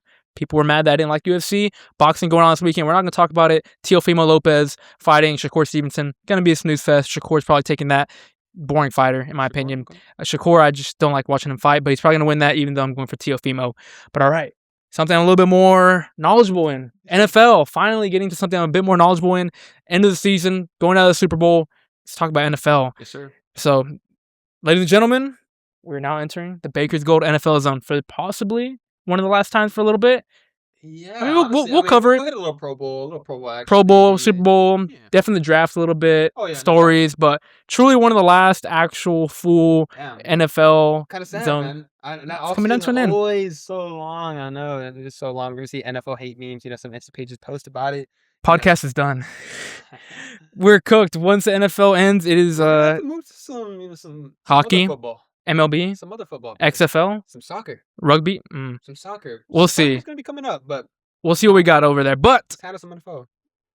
Truly, a lot of the news is Goy Slop, just because at this point in the league, it's getting towards the end. But one of the big things people are talking about, pretty shocked about it myself, Shedeur Sanders made the Pro Bowl as a rookie. How many quarterbacks truly make the Pro Bowl as a rookie? Shedeur Sanders did it. timing. You like that? I do like it. You appreciate the? I do. I do like seeing my black quarterbacks get some love at the end of the day. I think a lot of people put these black men down at the end of the day. People like you that don't like Shedeur Sanders in the Pro Bowl. I like to see my black boys come up big. So I'm a big fan. Big fan of Shedeur Sanders making the Pro Bowl. I think he deserves it. He got dealt very bad hand. Doesn't even have a head coach anymore. Late round draft pick, got shafted by the system. The system always wants to put the black man down. Black man on top. You can't stop him at the end of the day. Shedeur Sanders is a Pro Bowler, and you can never take that away from him. Okay. Okay. Off the rip. First take on it. Go ahead. I truly think that, them showing Shedeur love, it's appreciated. Yeah, I think that truly is awarded. I think he is can't find the word for it, but I think it's called for. I think he earned it. I think that the discussion right now is that, people are saying Trevor Lawrence earned it over him. Obviously, right? Obviously they have better stats, a better season, better team, better record, but I know behind the scenes, they opt out. Quarterbacks opt out. We see quarterbacks get injured all the time. Some quarterbacks don't even want to participate in the damn flag football, It's flag tournament. football. Exactly. Players like Aaron Rodgers, who are 40 plus, they're not going to want to participate in this. They might have better seasons than Shedeur, obviously, but people opt out. So, yeah, I think Shedeur, like you said, I don't disrespect black quarterbacks. Honestly, I appreciate this call, but in my personal opinion, I think that Cam Ward should have deserved this Pro Bowl spot over Shedeur Sanders. I think he had the better overall season, overall stats, overall composure in the pocket, overall throwing ability. I believe that, honestly, he had the same amount of talent on both sides. In my opinion, he had the worst coach. He had the worst, roster around him, more than the Browns. And Nah. he had a nice O-line, in my opinion. He had Jared Judy sucks, though. he had Kevin Stefanski. He had who else did he have? He had Myles Garrett, brother. That's on defense, though. That's not on his side of the ball. I know, but it gives him the ball, though. It gives him the ball. Tight ends truly had nothing. I truly think that he had the better stats, worst team, worst coaching. Look, and also he's a UIW alum. So shout out Cam Ward. I think you got shafted. You got absolutely, finessed. And honestly, I think Shedeur only got it because of his dad's name. Nah, I don't think so. I'm looking at Cam Ward's stats right here. He played all 17 games for the Titans, and he only got 15 passing touchdowns. That's not good. That is not Pro Bowl worthy at the end of the day. Shedeur showed signs of greatness. He beat the Steelers when the Ravens needed it. I mean, obviously it didn't come out, how I wanted it. But he beat the Steelers. He showed out. He showed glimpses of true greatness. Obviously, he's a rookie. He's still learning. But in my opinion, I like that. I don't know if you have more to talk about that. Well, just to wrap it up. I mean, obviously, Cam Ward didn't do the best because obviously he has the worst squad around him. He has the worst coaching. He has the worst roster. Obviously, Shedeur is going to excel. I know you said defensive. Obviously, he's on the defensive end. But, whenever defense is making stops, you're giving the ball back to the offense. You're giving them more opportunities to score. And also, you're not really, selling the entire game to where, you have to run the ball the entire game. No, but, I mean, Cam Ward has help. He had Alec Iamaner. Look, Alec Iamaner. That is, but genuinely for the fans. Who? No. These are all rookie guys that help contribute to the Titans. Alec Iamaner. Jared Judy isn't rookie. Jared Judy's mad mid. I mean, Jared Judy's mad mid. He's just a guy. Not necessarily. In the words of Steve Smith Sr., he's just a guy. Yes, exactly. But who on Titans roster are you going to say? Alec Iamaner. You think he's better than Jared Judy? He might have more potential. DK. Or upside. DK. Do I know his first name? Hell no. What about David Njoku? Njoku mad mid too. No, Njoku's tough. Njoku mad mid too. Fantasy football yearly. Fantasy football. We're talking about fantasy football right now. For a reason, because he gets red zone targets. He gets plenty of receptions whenever you target him because he's a massive target. Gunnar Helm. Gunnar Helm. I like Gunnar Helm, but I mean, damn, whenever he's on the Steelers, he's Minshew. Gunnar Helm. No, Gunnar Helm is a rookie. Rookie from Texas. Wrong guy, Gunnar Helm. But I'm just saying, Cam Ward definitely had the help. He had a full season, whereas Shedeur was shafted by Stefanski. He was shafted by a coach that did not want to see him play. He played better than Dylan Gabriel did, definitely. He was fourth on the depth chart. And he climbed all the way up to being a starter and showed promise. So there's a reason he's a Pro Bowler over Cam Ward. Cam Ward was drafted as the number one guy. He had all the help. They drafted receivers for him to help him out. And he did the least with a little bit more talent, in my opinion. Like, in my personal opinion, he was the number one guy for a reason. He had number one reps since since training camp, where Shedeur was a number 4 guy on the depth chart, and he climbed all the way up. That's a better story. That's a better comeback story. Starting from number 4 on the depth chart, getting reps with the number 4 team, and going all the way to number 1. Obviously, you're not going to have, chemistry with your guys if you never play with them because your coach wants to shaft you and doesn't want to play you. He's a better guy. I always, shit on Shedeur a little bit. I'm like, hey, if he was a better guy, he'd be starting. that wasn't the case because he was a better guy and he wasn't starting for no reason at the end of the day, just because the coach didn't like him keeping a black man down. I mean, look, you can say all that you want. Let's start comparing stats. Stats is true physical knowledge that we can, interpret. We got Dylan Gabriel right here, 937 yards. We have 7 touchdowns and 2 interceptions. Shador, 1,400 yards. And less games. 7 touchdowns, 10 interceptions. Let's check out the games. Dylan Gabriel only had 7 games played, I believe. No, go back. We had 6 starts. We have Shador Sanders starts this season. Obviously, stats at the end of the day are kind of an eye test, but truly we are able to see the 1, 2, 3, 8 starts, brother. But look at the teams he played. Steelers. Steelers are a playoff team. Oh, Bills, so you like the playoff Steelers. team. So you respect the Steelers? No, I'm just saying these are playoff teams. Steelers, playoff team. Bills, playoff team. Bears, playoff team. Titans, dog shit, but he threw 3 touchdowns, 1 pick. Niners, playoff team. Raiders, dog shit. And then Ravens, Minshew this season. These are good teams, though. It's like 4 playoff teams, and then whenever he didn't play a playoff team, he did fine. And he beat the Steelers as well. Look, I truly think we're cherry picking. I'm going to pull up, just because we're cherry picking, I'm going to pull up Dylan Gabriel's games. Let's check it out. Let's check it out real quick. We got time. We got time today. Hey, we got time today. I'm trying to hit pluckers. We are trying to hit pluckers. We got right here. This is interesting. Don't you think? Like, what you think? Honestly, he didn't play same schedule. He didn't play those games. Right. He didn't play those games. It's these ones right here. It's these ones, the other ones. No, bruv. It's the first 6 starts. 1, 2, 3, 4, 5, 6. New England Super Bowl team. Miami Minshew. Steelers. Okay. Minnesota, pretty damn good defense. Lost. Detroit Lions. One of the best. They just made the. He didn't play that game. Baltimore Ravens. These are the first game. No, but he didn't play. Look, you can look at the attempts right there. Against the Lions, he did it. Against the Vikings, he did it. Against the Ravens. He played against the Vikings, the Steelers, Miami mid. The same teams. No, the Jets. And then after that, he didn't play. He played against no one. Miami, the New York Jets, Minnesota. They're all trash. What about Ravens? Look at the attempts. You don't think the Ravens are trash? They're trash. The Baltimore Ravens were trash this last season. They're the reason we fired our head coach and didn't make the playoffs. Patriots are a good team. What about Steelers? He played the Steelers the same way that Shador Sanders played the Steelers. I think they both had equal opportunity. No. Let's wrap it up. What I'm trying to say is that I believe that they both had the same opportunity. That's why Stem and Stefanski split their games. They had 6 starts. Shador had 8 starts. I think, obviously Shador had more passing yards. I don't think he had more touchdowns, brother. Okay, look. He had more interceptions. Shador had more interceptions because guess what? He's worse. He is about the same level as Dylan Gabriel. And honestly, I think Cam Ward got shafted with this. Shout out UAB alumni. Look. If you think truly that Cam Ward and Dylan Gabriel played better ball than Shador Sanders, then why do you think Shador made the Pro Bowl over those guys? In your opinion, why? I already said because of his name. Wow. The NFL's trying to get viewerships. Roger Goodell. You know how he moves. Now, obviously, it's a viewership thing. Shador Sanders. Guess what? Cam Ward. Obviously, you're going to put Shador Sanders in the Cam Ward was a number 1 overall pick. Shout out Cam Ward. For what reason? He got picked number 1 because of his talent. He is the most talented quarterback. And obviously, he didn't, he wasn't able to prove it winning-wise because he's on the damn Titans who had the number 1 pick. But guess what? We have players like Shador Sanders getting into the pro because of their last name. No, honestly, that's not how it works in the NFL. The NFL stats? wouldn't do that. Okay, what about stats, though? Are you personally saying that Shador had better stats than Cam Ward? No, but it's not a stats game. It's about the eye test. I'm telling you, my eye test is elite, and Shador Sanders played better than all these quarterbacks. Have a worse roster than the Titans this year? Yes. On offense, yes. On offense, they did. I think that's what we're going to disagree on. Look, because the Titans went out of their way to build their team around Cam Ward, whereas how are you going to rebuild in 1 year?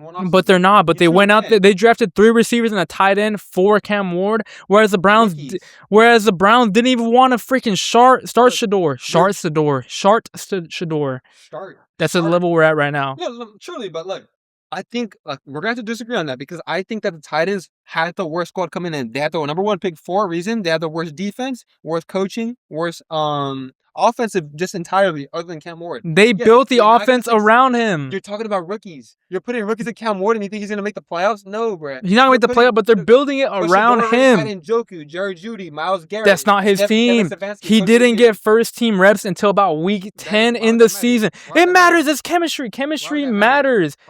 Jerry Jeudy hated Shador's guts. Stefanski hated Shador. He was below Kenny Pickett, Dylan Gabriel, Joe Flacco. He was a 4th quarterback on the roster, and he turned out to be the best one. He's a Pro Bowl quarterback at the end of the day, and they didn't start him until the last 8 games of the season. Okay, look, in my opinion, do you truly think that Kevin Stefanski was going to risk his job because of a Shador Sanders? No. Shador is better than Dylan Gabriel. We just looked at the stats. Stats don't take the whole... 2 interceptions compared to 10? It's a reason that I personally think that Kevin Stefanski started Dylan Gabriel first because he saw something. These coaches aren't... Dylan Gabriel doesn't have anything. These coaches aren't brain dead. There's a reason he's fired. Yes, exactly, because of Shador. No, not because of Shador. Because of mid quarterbacks. Yeah, because of Shador. Because of Dylan Gabriel. Because of mid quarterbacks, mid ownership. The Browns' ownership isn't because of the head coach. He won Coach of the Year for a reason. The reason the Browns suck is because of the ownership. Their ownership is never going to let them succeed, no matter what they do, truly. I won't argue that their ownership's shit. They're the worst ran organization in the league historically, but Stefanski did himself a disservice by not starting Shador. If he was able to get out of those rookie kinks early in the season, maybe by late season, he could have been more comfortable with his offense if he got those reps, but he never got those reps all off season, even into the season. So there's a reason why he's a Pro Bowl quarterback, because he's talented, more talented than a Dylan Gabriel, and Stefanski truly shafted him, and that is my opinion on that. Okay, just to wrap it up completely. Honestly, okay, last take. Go ahead. Last take right here. Shador Sanders, 10 picks, 8 starts. Call that consistency issue. He's a rookie, Pro Bowler. Call it what you want. Okay, exactly. Call it what you want. Cam Ward, 3,100 yards, 15 touchdowns, 7 interceptions, 59% passing completion. And honestly, 7 interceptions is what stands out to me right here. You have a player who's playing the full season and full reps, whatever you want to call it. Okay, he started the season in a trash tight season and trash tight as Cam Ward didn't play well.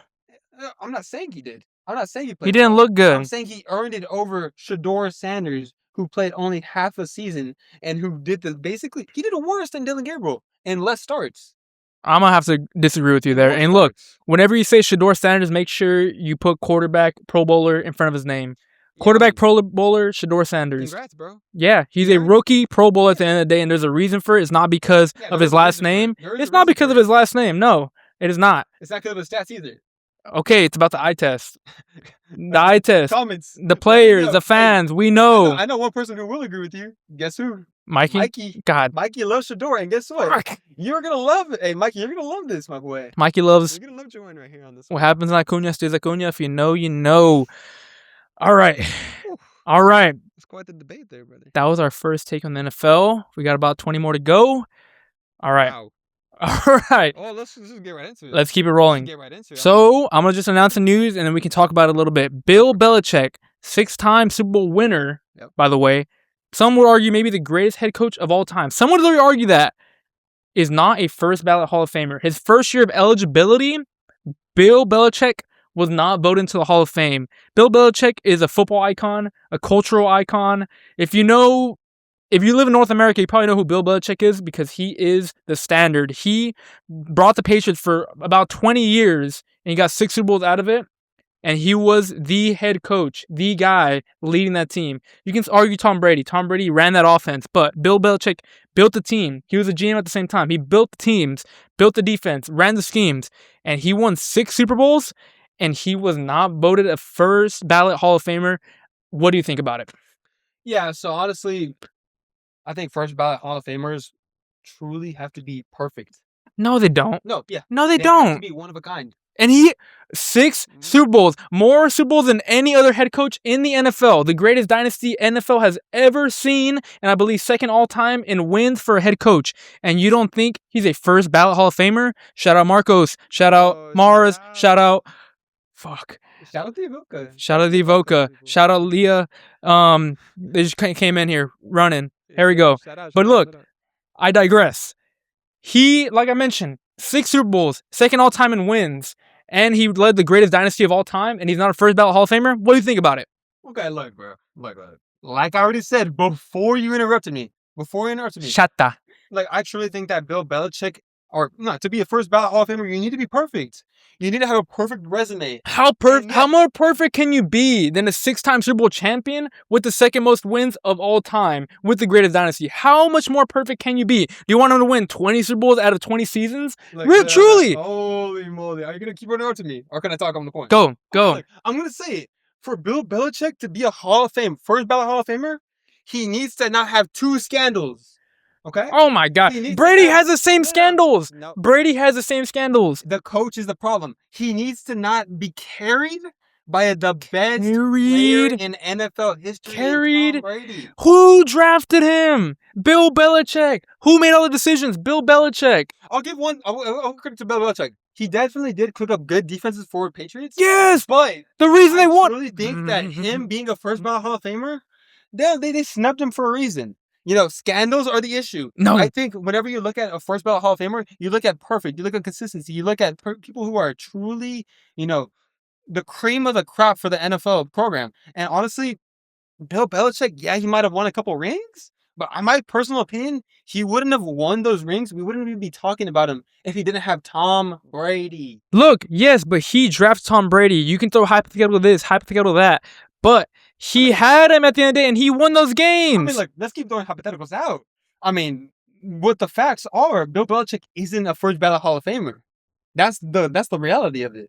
I mean, you can pull up stats all you want. No, I'm not pulling up stats because there's a theory going around. Not even really a theory. Bill Polian, Colts GM and Hall of Fame voter. He's a voter for the Hall of Fame. Colts notoriously were the rivals of the Patriots in the early 2000s, all throughout the 2000s when they had Peyton Manning. The guy that Bill Belichick spanked back and forth. Overall, convinced at least 10 guys to not vote Bill Belichick and say, you should wait a year. You know, he has these scandals, so he shouldn't be in there right away.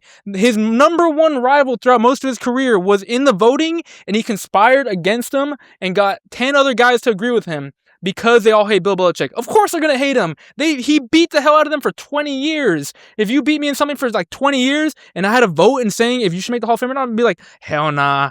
Roy's low-key a piece of shit. I wouldn't want to be in the Hall of Fame just to get back at you. I can't beat you in the actual game, so I'm going to go ahead of you. I'm going to take my title, and I'm going to go against you. And that's what Bill Polian did to Bill Belichick. There is no reason he should not be a Hall of Fame head coach. There's a reason athletes across sports are saying it's complete BS, because it is BS. There's no reason he shouldn't be a Hall of Fame head coach. There's no argument against it. You can say scandal this, scandal that. He was conspired against at the end of the day from his biggest rival because he can never beat him. All right, look, bro. Oh my gosh. You are truly, I don't even know what to call it, bro. You're brainwashed.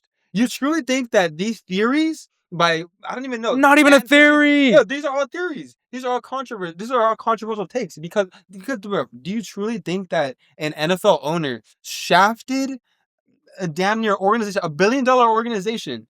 Yeah, shout out Marco, shout out Frankie, shout out Leah. Nah, but truly, do you think they got shafted because of this random owner? Hell yes! He's a voter for the Hall of Fame, and he could never be Bill Belichick. He convinced 10 other guys, and not because of credibility, because of scandal, hearsay. There's a reason he's on the Hall of Fame. It's not because of his accomplishments or what he didn't do. He did everything you could as a head coach. Almost the most winning head coach of all time. Number 2 all time with the most Super Bowls and created the most dominant dynasty across 20 years, and you're not in the Hall of Fame? Complete BS. No. All scandal. No, he's a Hall of Famer. First ballot, Get like the I fuck said, outta it's here. perfection. It's perfection. How much? I'm not gonna fall for your brainwash. I'm not gonna think that this random controversial take is true, brother. This is a whack theory, and honestly, I think that this is deserved. I have nothing to say to you. I truly have nothing to say to you. There's no way you don't think Bill Belichick is not a first ballot Hall of Famer at the end of the day. There's nothing I gotta say about this. There's nothing I gotta say. You have right here Brady Merchant. Yeah, right. He drafted Brady and he created those defenses. Brady was a game manager for a team that Bill Belichick built, and that defense carried him for about 3 of his Super Bowls at the end of the day. Look, if he didn't have Brady, what would we be talking about him right now? Hearsay, this, that, hypothetical this, hypothetical that. He drafted Tom Brady, and it was his team. It was his team. He was a coach. You say 10 total years, 2 winning seasons without Brady? So what? He was the head coach of the Browns, who we've already discussed is the most dysfunctional organization of all time. Of course, right now, he's at UNC. He's an old cuck. He's like 70 years old with a 16-year-old girlfriend. He doesn't have the magic in him. There's a reason why he's not coaching the NFL anymore. 2 scandals? Who cares? Everyone has scandals. The Houston Astros have the scandals. Everyone has scandals. Michigan has scandals. And they didn't get repercussions for it. No one's talking bad about Jim Harbaugh. All you remember is the championships. Oh, and the last one just says Suggs dig at UNC.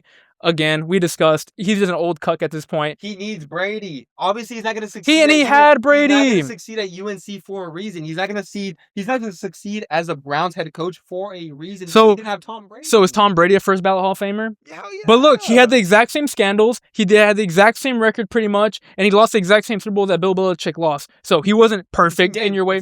And Bill Belichick ran the entire team. Yeah, exactly. He was the brains behind it. Two scandals which fall on him. They don't fall on Tom Brady, the quarterback. Spygate, Tom Brady. That's on Tuck rule, Tom. That's on the whole Patriots organization.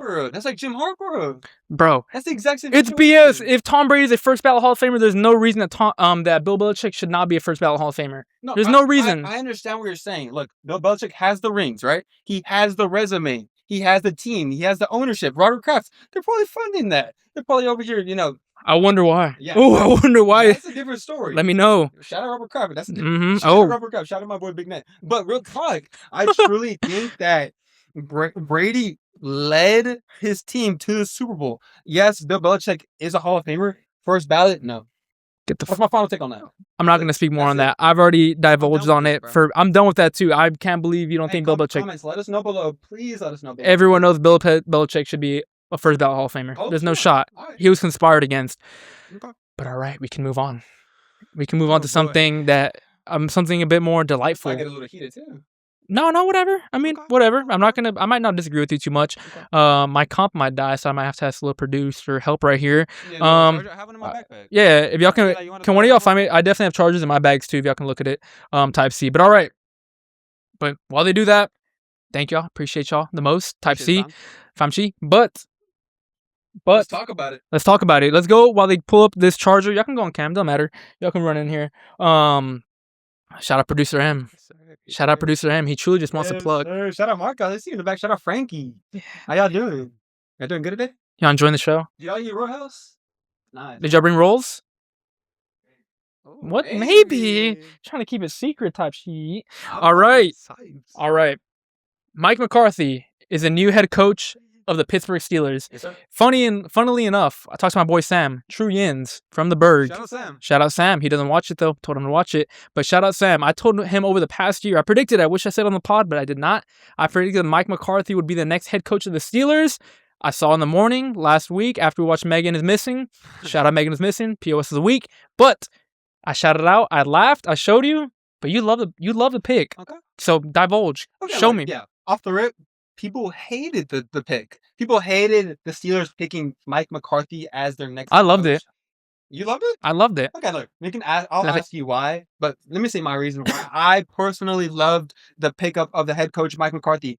First off, he is a Yins. He is Yins. In the 70s, 80s, whenever the Steelers were truly winning those Super Bowls, whenever they went on their streak. I know Steelers fan. I know. Still current. Exactly. No, people were showing love. They had a defensive unit. They had an absolute wrecking ball of a team in general. And honestly, Mike McCarthy was able to absorb that, that aura, that play again in the Pittsburgh atmosphere.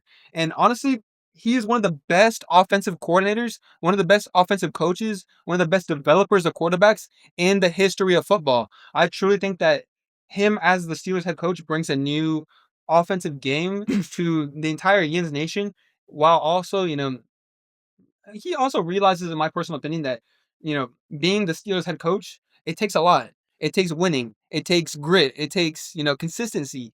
And so I don't think he's going to sell his position. Why? You're laughing. Let's talk about it. Everyone knows what it takes to be the Pittsburgh Steelers head coach. We all understand the history behind it. You didn't have to grow up in the 70s to know what the Pittsburgh Steelers mean. You didn't grow up in the 70s and you know what they're all about. I'm saying that he truly understands the defensive game, the defensive grit. Everyone understands that. Everyone understands that. Everyone does. You do because you've seen it. Everyone, if you're an NFL guy, especially a head coach, you know what the Steelers mean. Look, to say he's an offensive guru, yeah, maybe in like 2011. It's a big 2026. Brother, he just had the most recent. No. Because look, before he took over the Cowboys, they were already high scoring. By the time he took them, he stagnated about the same level or went down to the bottom. In terms of defense, the Cowboys never did anything strong on defense. So I don't see where people are talking about his offensive ability. Maybe back in 2011 with a different league would he actually have shown offensive ability, but in the past recent years, the stats back it up. I saw a video on it. Shout out TikTok. But he's not doing shite. He did not do anything for the Cowboys. And look, someone said, I love this comparison. Firing Mike Tomlin and hiring Mike McCarthy is like shitting your pants and then changing your shirt. You're not fixing the problem, dude. You're just changing something completely different. You're not fixing the problem. You're just making a change that doesn't fix the problem. It's the same thing. Yeah, he's going to be a winning head coach, but he's not going to win you championship games. He's not going to be a needle mover. So whatever. I like it. I like to play. Let's see how it goes. I'm happy about it.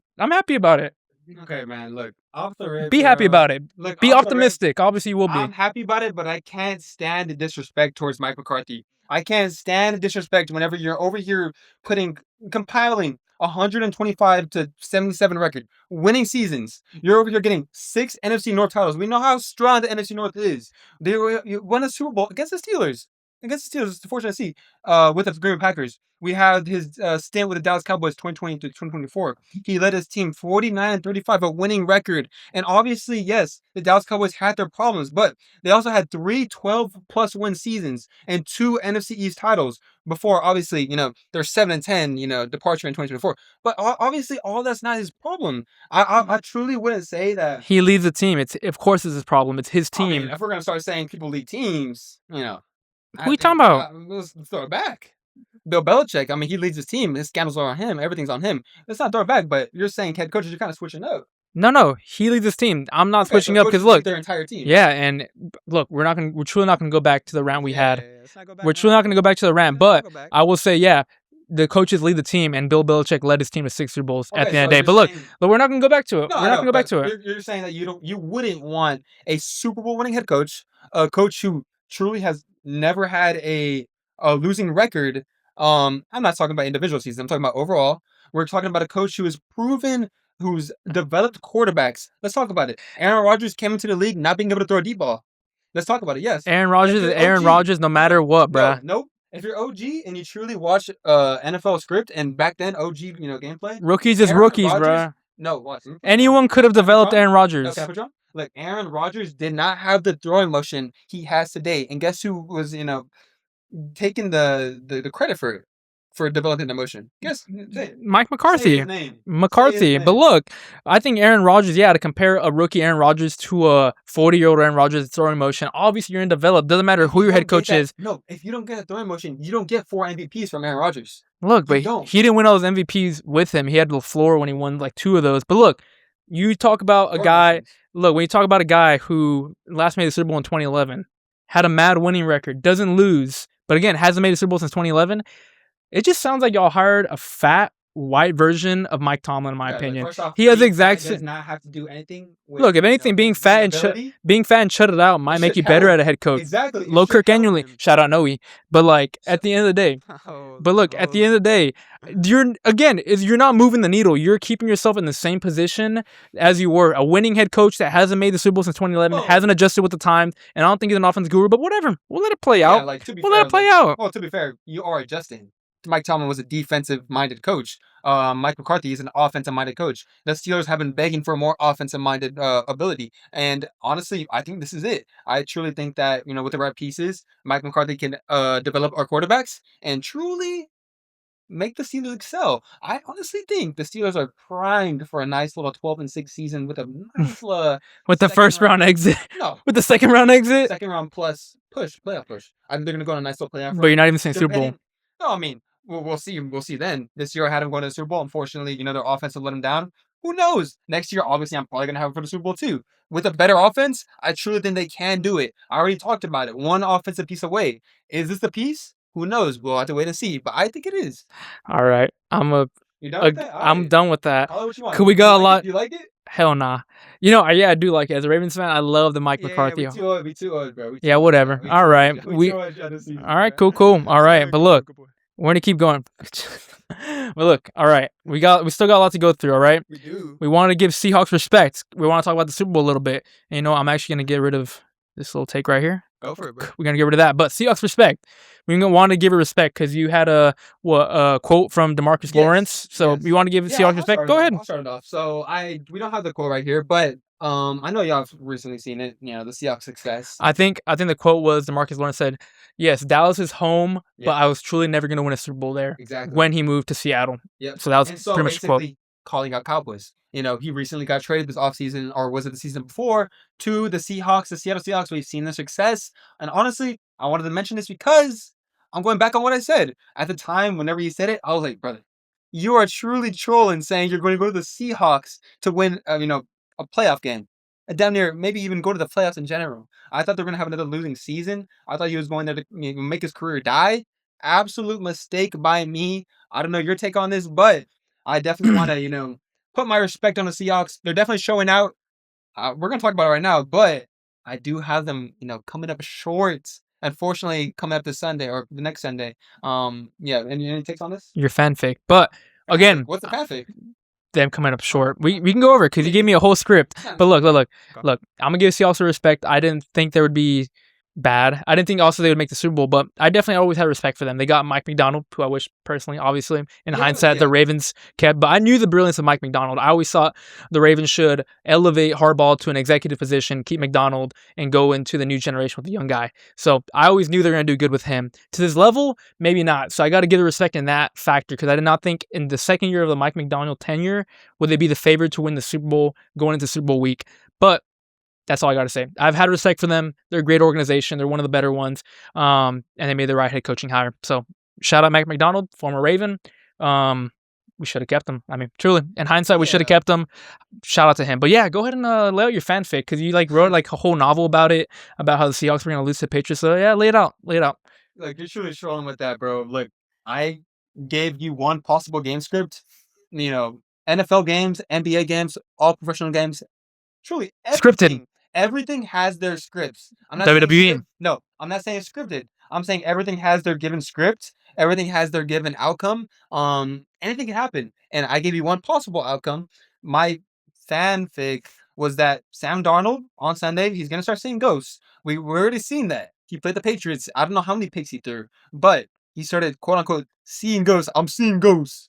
And honestly, I truly think in the biggest lights, he's going to fold under pressure. I think Mike Vrabel and the Patriots are going to send an absolute defensive pressure and just overall defensive unit against Sam Darnold. Shut down the wide receivers, shut down K9. I know you like talking about K9. They're truly going to shut down the run game. Honestly, in my opinion, Seahawks O-line is kind of Mickey. I truly think that they're not going to step to the occasion. But the biggest point I have is that Sam Darnold is going to go 2+ picks this game.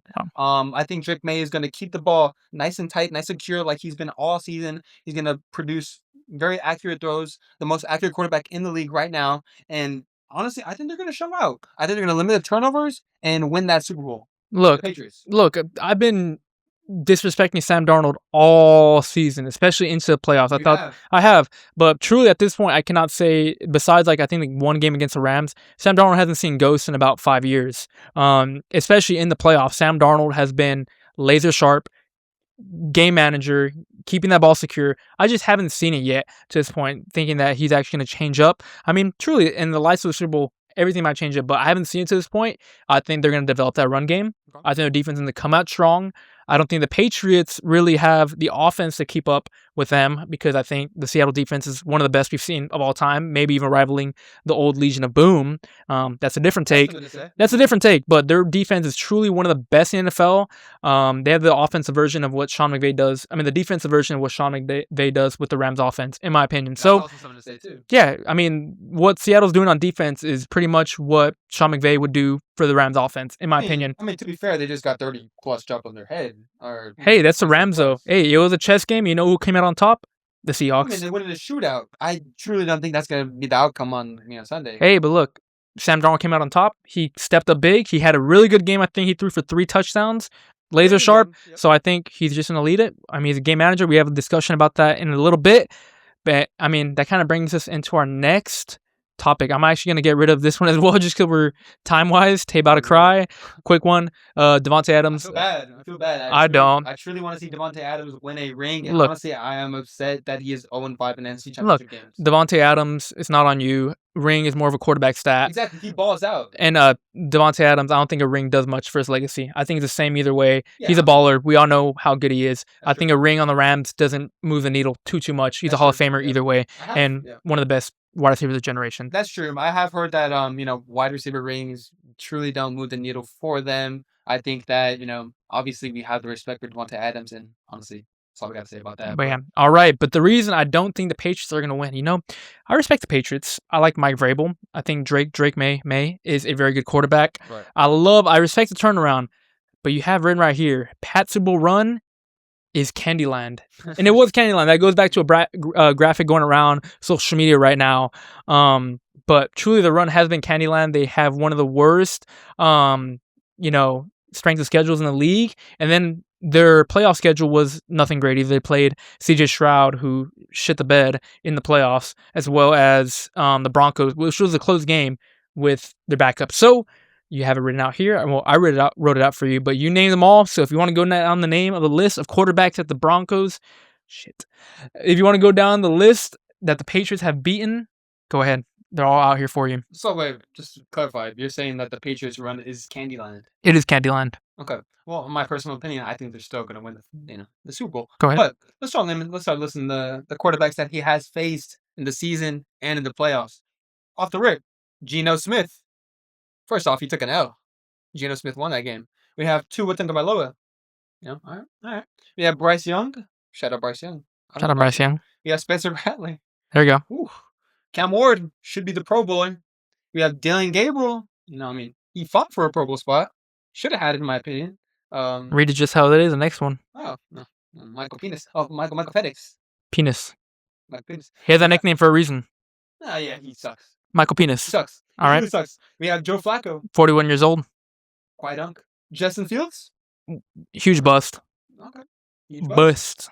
One of your favorite, Quinn Ewers. 7th round for a reason. You don't like Quinn Ewers? I love Quinn Ewers, but he was good. Miami's dog shit. Okay.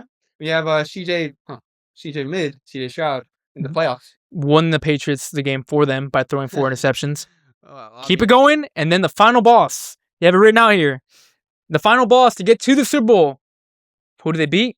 The final boss, Jared Stidham. And honestly, okay, look. Let me counter your point. Look, I know this was kind of my point. Yes, maybe the Patriots Super Bowl was obviously a little Candyland. I'm not putting all the blame on quarterbacks.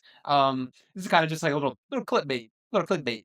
Truly nothing that stands out except the trash quarterbacks' names. No, because I'm looking through the list right now. Go for it. Obviously, you said they lost to the Raiders at like the first game of the season. Yeah. Horrible loss. But look, Tua on the Dolphins. Dolphins suck. Divisional game. Dolphins suck. Same thing with Quinn Ewers. Dolphins, they suck. Bryce Young, they had a sub 500 record, even though they made the playoffs. Sub 500 record. Spencer Rattler, Saints came up at the end, but they weren't beating the Saints whenever they were going on the run towards the end. Cam Ward, Titans, you just mentioned, one of the worst teams in the league. Dylan Gabriel, Browns, one of the worst teams in the league. Michael Penis, Falcons, fired the head coach, one of the worst teams in the league. Joe Flacco on the Bengals, the backup quarterback. Horrible team. Jay Fields, Jets, one of the worst teams. Again, I mentioned Quinn Ewers already. CJ Mid, because I see you have it right here. I'm going to take it from you. Some of the best defense in the league. Yes, they play the Texans, who are a great defense. And I just mentioned CJ Mid threw 4 interceptions and handed them the game. If he doesn't throw 4 interceptions, even if it's like 2 interceptions, Texans probably win that game. And then on top of that, Broncos, yes, one of the best defense in the league. With Jared Stidham, their backup quarterback. And it was still a very competitive game to the very end. I mean, it was like a 3-point game throughout the whole entire thing. So even though it wins against some of the top defenses, I already took it from you. I'm sorry to say it. I did. You wrote it out. So even against some of the top defense in the league, there's an asterisk next to it just because of those quarterbacks and their play. No, I mean, look, off the rip, counterpoint. Drake May is a second-year quarterback. Okay. He is young. And in my personal opinion, I know look, you stole my little take right here. Stole that shit. Call it what you want. He has stole. Oh my goodness, words love. Basically, he has faced 3 of the best defensive in the final games of his the playoffs. The past couple games we've been watching. Like you said, CJ Stroud, absolute heater of a Texas defense, consistent, especially towards the end of the season. Handled them. We have Jared Stidham. Okay, whatever. Offensive offense. Defensively, the Broncos were so sound that they got to that point for a reason. They are one of the best defenses in the league. And I have right here. All season, he has played the Patriots defense at practice. He has over and over played against the top defense in the league, in my opinion. Besides I mean, Seahawks is up there too, but I think they're going 1-2 back and forth. This is going to be an insane matchup, Super Bowl Sunday. But I think not Quinn Ewers, Drake May, you got to give him some props. He is a second-year quarterback, and he is destroying. No. Nah. Look, I'm reading it right now. Look, in my personal opinion, he is destroying. He's limiting turnovers. He's keeping the ball tucked, nice and tucked. He has given his defense a resting ability, and he's able to actually win games. The ethical way. Ethical way. Yeah, I mean, you have Caleb Williams over here doing off-platform throws and still getting three interceptions of the game. Beast. That's not going to win you. Best quarterback in the league. That's not going to win you games. Truly. But look, of course, he's not handling them. I just pulled up conference championship game. They only put up 10 points. If they play that Bo Nix team, Bo Nix definitely beats the Patriots with the Broncos. Hypothetical at the end of the day. But look, Patriots only won 10-7 against one of the best defenses. They got handled by that defense. They didn't show out, but their defense showed up against a backup quarterback in the snow. Same thing with the Texans. I mean, they put up 28 points against one of the better defenses, but CJ Stroud threw 4 interceptions.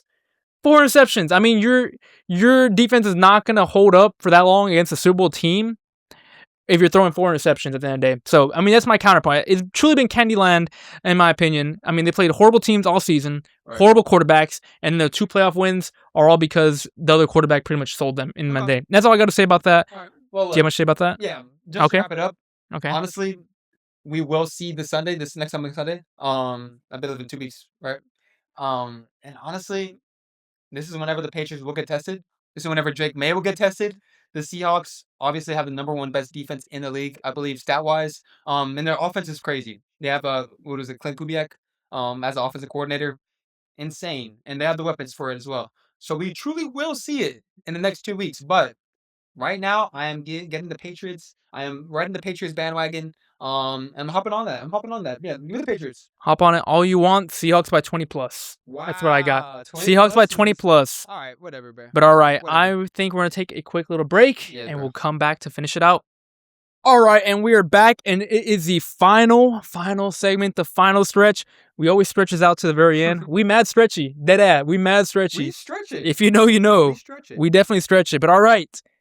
One of my personal new favorite segments. Let me know what you think about it. We're trying to get more in there. Not the NFL is running out, but we got valid or invalid, or I gave a take that I've been thinking about for quite a little bit of time, and Roy lets me know what he thinks about it, if it's valid or invalid. And you know what? Look, let's preface this by saying, you kept saying invalid on all of my takes. You don't have to disagree with everything, Roy. You can agree with me sometimes. Hey, we can say it right here. I'm going to be completely honest. I know you're probably thinking that, okay, this guy invalid on every one of my takes last time. I'm being honest. I'm keeping it a buck. Maybe you're just saying shitty takes. All right, whatever, bro. People, truly, some people on TikTok would say my takes are shitty and I don't know ball. But we'll start off. We won't fadoodle around anymore. Sure. James Harrison, one of your own boys, one of your own favorite guys of all time, says Tomlin is not a Hall of Famer because he does not have many disciples. And you know what? I completely agree with that. That is something I've said about Harbaugh. Last episode, I said he is not a Hall of Famer. And one of the big things is, if you're a great coach, you're going to have many great disciples. I mean, Sean McVay, his coaching tree is already massive at the age of 40, whereas John Harbaugh, I mean, he has Mike McDonald technically under his coaching tree, which is a great one. But Tomlin, who does he really have? I mean, he had Brian Flores, who's not really a head coach right now either. So, in my opinion, if you do not have a grand, at least decent-sized coaching tree, you cannot be a Hall of Fame head coach. There's a reason they haven't won a Super Bowl since back in 2013 for the Ravens. I think before 2011 for the Steelers, is because you got to surround yourself with people who are better than you and will eventually elevate to those positions. You can't just surround yourself with yes men. That is the reason they haven't won titles in over 10 years. Valid or invalid? Absolutely invalid for multiple reasons. Off the rip, you're disrespecting what Mike Tomlin has done as a head coach. You're disrespecting, off the rip. Look, okay, maybe he hasn't had, the coaching tree that is Sean McVay, Kyle Shanahan, a Shanahan tree. Even then, Shanahan was, birthed from his father, obviously. His father, who was a great head coach. He started from the Shanahan tree.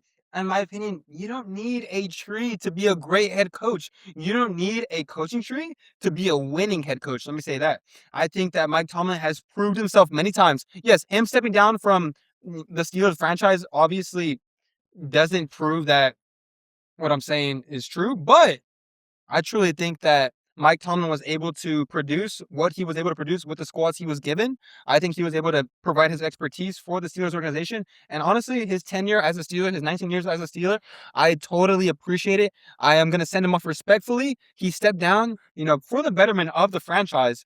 And honestly, he stepped down as a winning coach. He stepped down as a Super Bowl winning coach, a winning coach. He went off respectfully with his franchise. They didn't do him dirty like they did Harbaugh.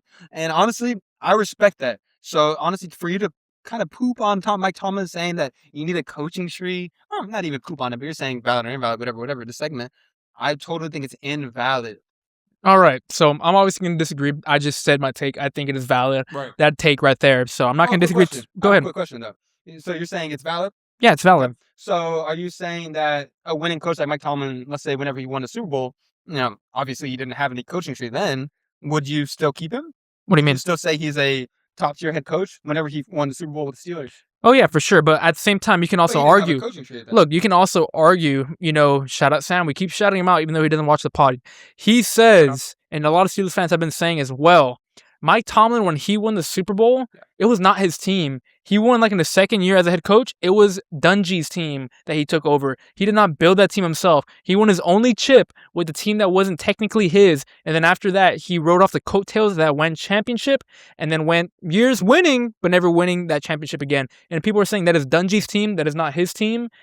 That's my honest opinion on that. I just think he's kind of riding the coattails.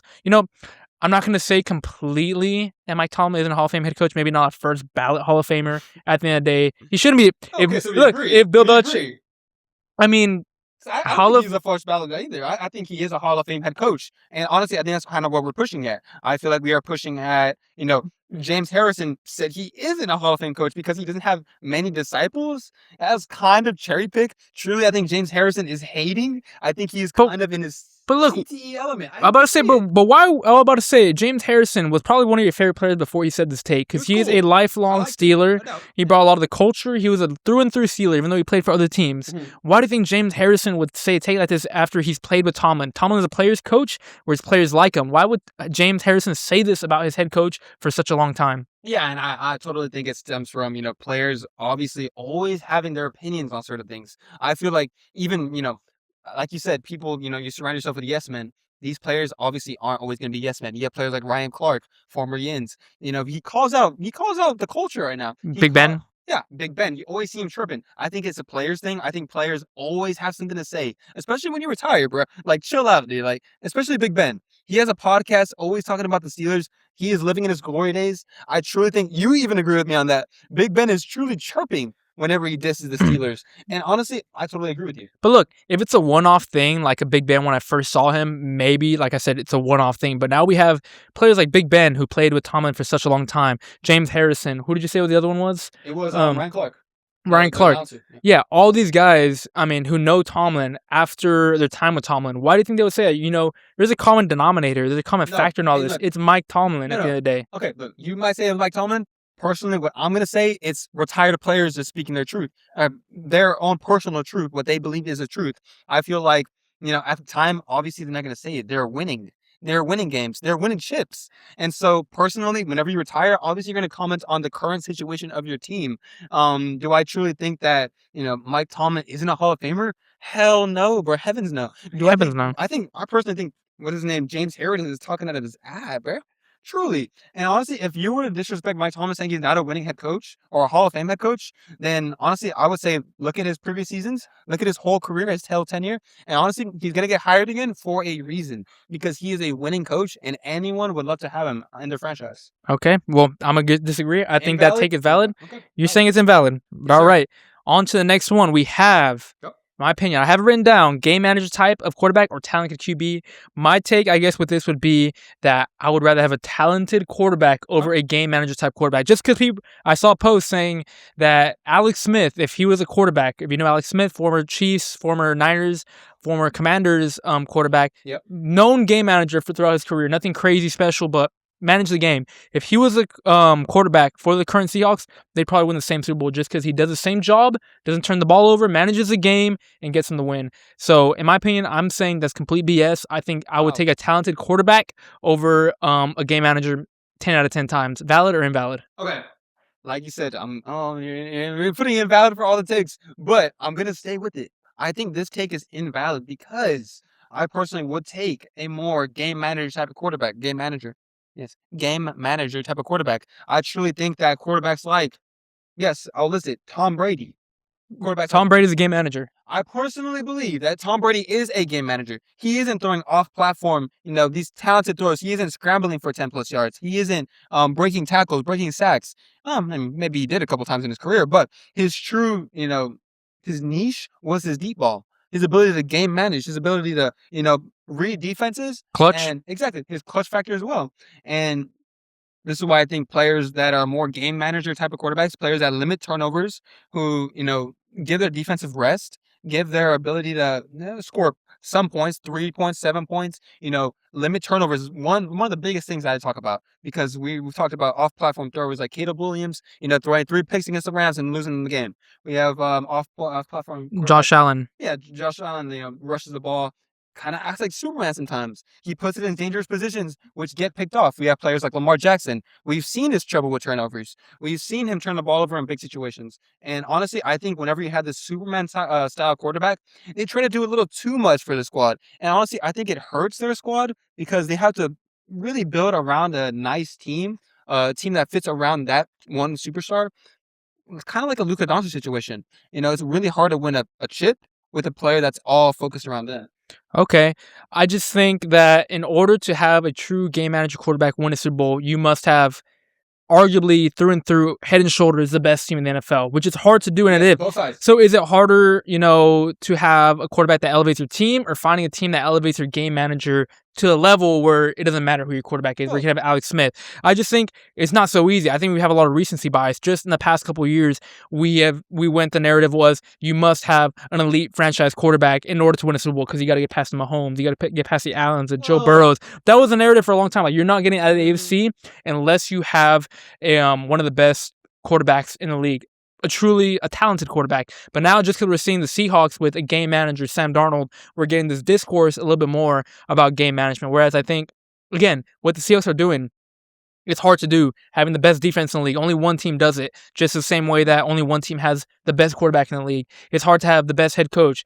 Only one team has that. And right now they have, I think, if not like a top 3 head coach, the best defense. And again, you have to find all the pieces on defense. It's harder to find, I think, the 12, 13 great pieces you need on defense rather than having that talented quarterback like a Mahomes that can elevate you to more than one Super Bowl, in my opinion. Okay. And honestly, that's not the craziest take. I feel like what we kind of differ in is that you're treating Mahomes like a Caleb Williams. Like, he's only talented because of his off-platform throws, his creativity, his ability to break, the pocket and, extend the plays. But in my personal opinion, I think Mahomes is both. He's also a game manager. He is able to, not turn the ball over in clutch situations. He's able to do both. And that's why he's pushing for Brady's legacy. He's pushing for that best player in NFL history for a reason. I think Mahomes is an outlier. He is both in my opinion, and that's why personally, coming back from his ACL injury, I personally feel like he's going to be better than Brady. I think depending on team things, and also the main point of this, like you're saying, is that to have an entire team raise up to the level of your quarterback, I truly think that teams like Mahomes, you had that defense. You have a Steve Spagnuolo defense that is truly one of the best defensive coordinated coaches in the league in NFL history. And so I think he did have some help. And so, yeah, I think game manager quarterbacks, yeah, I would put Mahomes in that slightly, just in talented quarterbacks. But I think quarterbacks like Caleb Williams, we got quarterbacks like Lamar Jackson, quarterbacks like Josh Allen, they all are rubbish at turning the ball, and they turn the ball over a lot. They cause a lot of turnovers because they try to be Superman. They try to be superhero. And I feel like this isn't true winning football, and that's why quarterbacks like Tom Brady, Patrick Mahomes, you've seen it. You saw Bo Nix, lead his team to the AFC Championship, not only because of defense, because of the ability to stay in the pocket. He was a good rusher, but he limited the turnovers, and he was really able to win his team games and allow his defense to breathe. So yes, in my personal opinion, I think this take is absolutely invalid. I think that game manager quarterbacks are the quarterbacks you want in today's NFL, and honestly, in NFL history. I mean, I already said my take. I already said why I think it's valid. But in my opinion, just what I took from that, I couldn't get over it saying that Mahomes and Tom Brady are game manager quarterbacks. Kind of dumb, in my opinion. Kind of dumb, in my opinion. Let us know in the comments below truly what you think. I think Mahomes is both. I think Tom Brady is Purely a game manager. Well, I think he is. He's a clutch game manager quarterback. And yes, he was able to hit the D ball and win, his team games. So yeah, I think, that's all I got to say about that. I wouldn't say they're game manager quarterbacks necessarily. I'd say they're talented quarterbacks that can manage the game, which I think there is a difference on. But I digress. We're going to keep trying to move through these. There's a little difference in that. There is a difference between being a game manager and managing your game. There's different talents. Yeah, they're the most talented. I'm going to say that a talented quarterback in Brady's ability to hit the deep shot is the same talent as his clutch factor. Are we going to talk about Lamar Jackson's ability to run the ball? They're two different talents. I mean, Tom Brady's accuracy was a talent in itself. His accuracy, his ability to read a defense. I feel like that's more of a game manager. No. A game manager is someone who just does his role, takes dump balls where Tom Brady wasn't. Tom Brady deep shots. The easy shots that you're supposed to hit. But Tom Brady made tough throws as well throughout his career. Clutch throws, stepped up to the moment. I mean, I'm not going to pinpoint from his 20-year career. He threw to, what's his name, the wide receiver that he had in the Super Bowl against the Falcons. One throw up against Julian Edelman. I mean, that was a crazy catch. It was a tough throw, but I mean, throughout his whole career, I'm obviously not going to nitpick moments out of his 20-year career. Deep balls. I could say that, but that is a talent. That is a talent, yes. That is a different talent, though. That is not exactly what I'm thinking about whenever I think of talented quarterbacks. What I'm thinking of when I think You're thinking about athletic quarterbacks. I'm thinking of athletic quarterbacks. Off-platform quarterbacks. Players who are able to improvise, break the pocket, able to rush, able to, Look, so show their gunsling ability. Do I think that whenever I think of Tom Brady? No. Would you say someone who hits deep balls, someone who's accurate, like a Drake May, like a Joe Burrow? But that's also a talent in itself. Like I was about to say, would you Brett Favre wasn't over here running like Lamar Jackson and doing off-platform throws, and he was throwing picks. Yeah, is he talented though, or is he more of a game manager? Talented in his gunslinger ways. I don't think there's different forms of talent. You're thinking about athleticism. He was a game manager. You're thinking about athleticism. No. You're thinking about athleticism. I'm putting under game manager type of quarterbacks. I'm putting the ability to hit throws that you're supposed to be able to hit, deep throws. Lamar Jackson can't always hit a deep throw. Yeah, but he can. He can though. Inconsistent in the playoffs. Yeah. Do I think he's gonna step up? No, does he manage the game though? That's what I'm saying. That is better game manager type of quarterback. There's a difference between categorizing a quarterback into game manager and a quarterback that can manage a game. There is a difference because a pure game manager, I'm thinking Sam Darnold, Alex Smith, someone who doesn't have that talent but can truly manage a game. But like if they get down, are you trusting them to step up and make those bigger throws? No, you can't. You really can't trust like a Sam Darnold to come up. Like if they're down by 20 to lead a comeback like that, you really can't because they're not talented. They're a game manager. So what quarterbacks are you saying are able to make that 20-point comeback? Are you saying Lamar Jackson's that talented quarterback? No, he can't do that. Yeah, he could. No. He did it against the Colts. In the playoffs. In the playoffs is different. I mean, if you're down 20 in the playoffs, there's a reason you're down. That's where we truly see true winning. No. We don't talk about regular season. Tom Brady. Tom Brady, talented. Yeah, he didn't manage the game. 28-3. Tom Brady. He came back. He was a talented quarterback. If you throw Alex Smith, a game manager, on that Patriots team, he's not coming down from 20-3. Tom Brady was a true talented quarterback that could manage the game. But if need be, down 20-3, his greatness will excel. His ability to read the defense, get the deep ball, his accuracy will allow him to elevate his team where a game manager wouldn't. And like I said, he's a talented quarterback in his own respect. Maybe not athletic, but he can manage a game. But at the end of the day, he's a talented quarterback. He's not just a game manager. Game manager like Sam Darnold, Alex Smith. I mean, in my personal opinion, in that 28-3 comeback, he managed the game properly. He didn't do it all himself. I personally think we're kind of differing on the definition of game manager. But in my personal opinion, I'm going to end it off on this. I think that Tom Brady is a game manager quarterback. Yes. I mean, is he a talented quarterback? I truly don't think so, bro. Wow. I don't think he's a talented quarterback. When I think of talented quarterbacks, I think of quarterbacks like... You're talking about athleticism. Well, no, not even that. I think of quarterbacks that are game managers that hit the deep shot, who keep the ball from turning over, who truly are able to, give their defense a rest. One of the big things, like I already said, turnovers. Limit the turnovers. We got quarterbacks like Tom Brady, Joe Burrow, Drake May, who limit turnovers, who have a high completion percentages, who also do not, let their defense just stay out there and, get demolished by the other offense. And honestly, that's where I kind of end off on that. Yeah, I'm not going to keep going on that because we can truly go back and forth forever. Yeah, we hit a wall on that one. All right, we still got 2 more takes to go. I have right here Fernando Mendoza.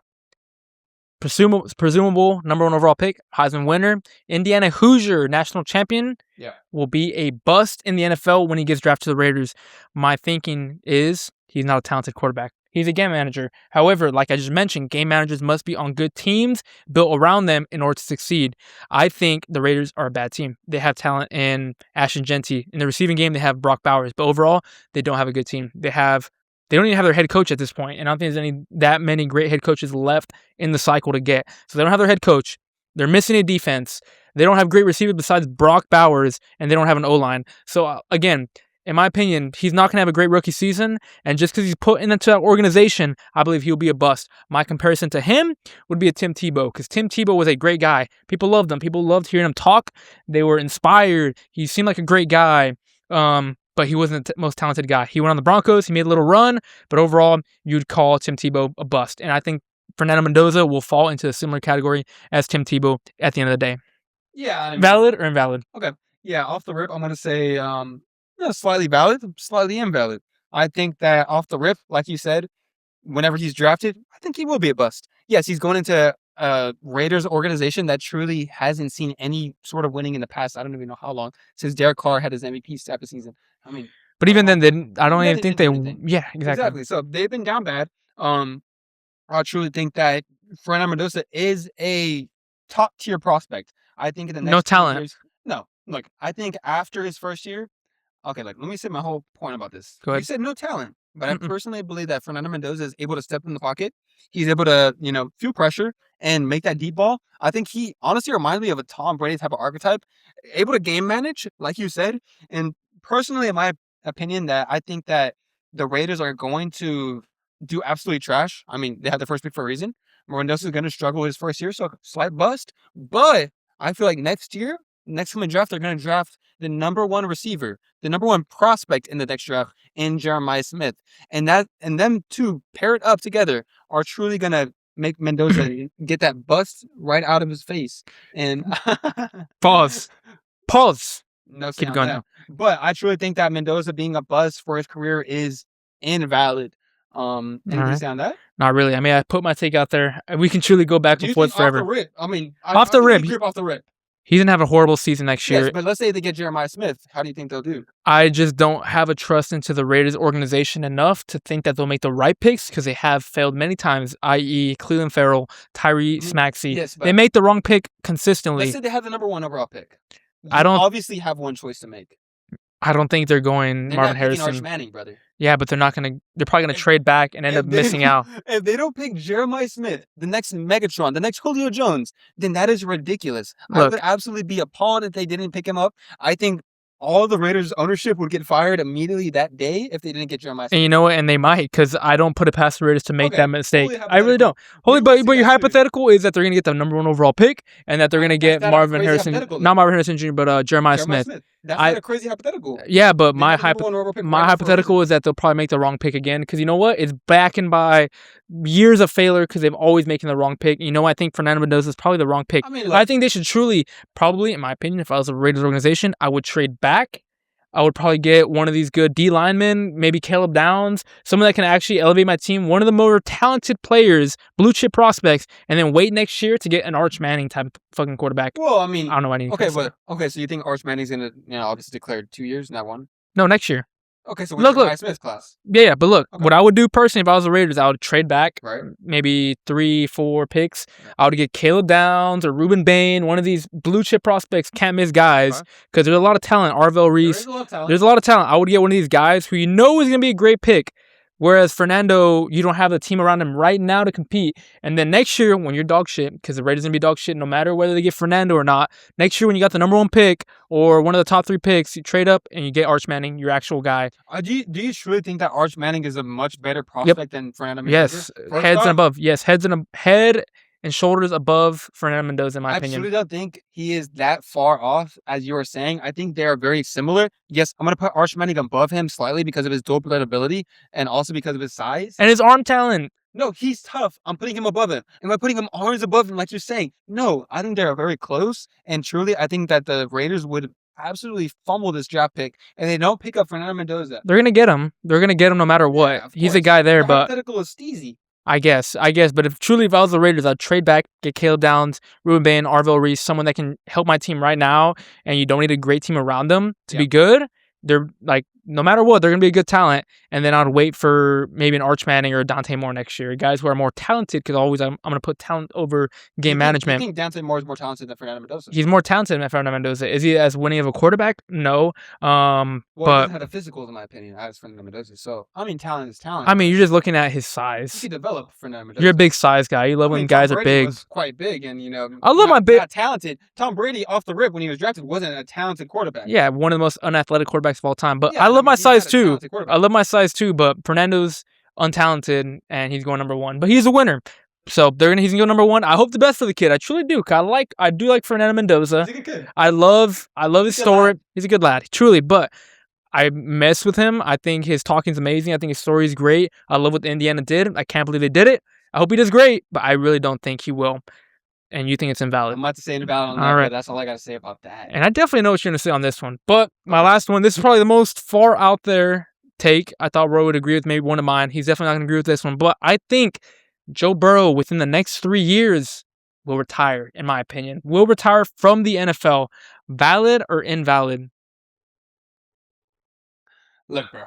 Off the rip, these takes are utter garbage, bro. All right, bro. Look, honestly, I'm not even trying to disrespect you. Next time, I'm going to put up 3. You're going to put up 3, and we'll both go at it. Because truly, these are rubbish, my boy. Joe Burrow will retire within the next 3 years? Hell no. Heavens no.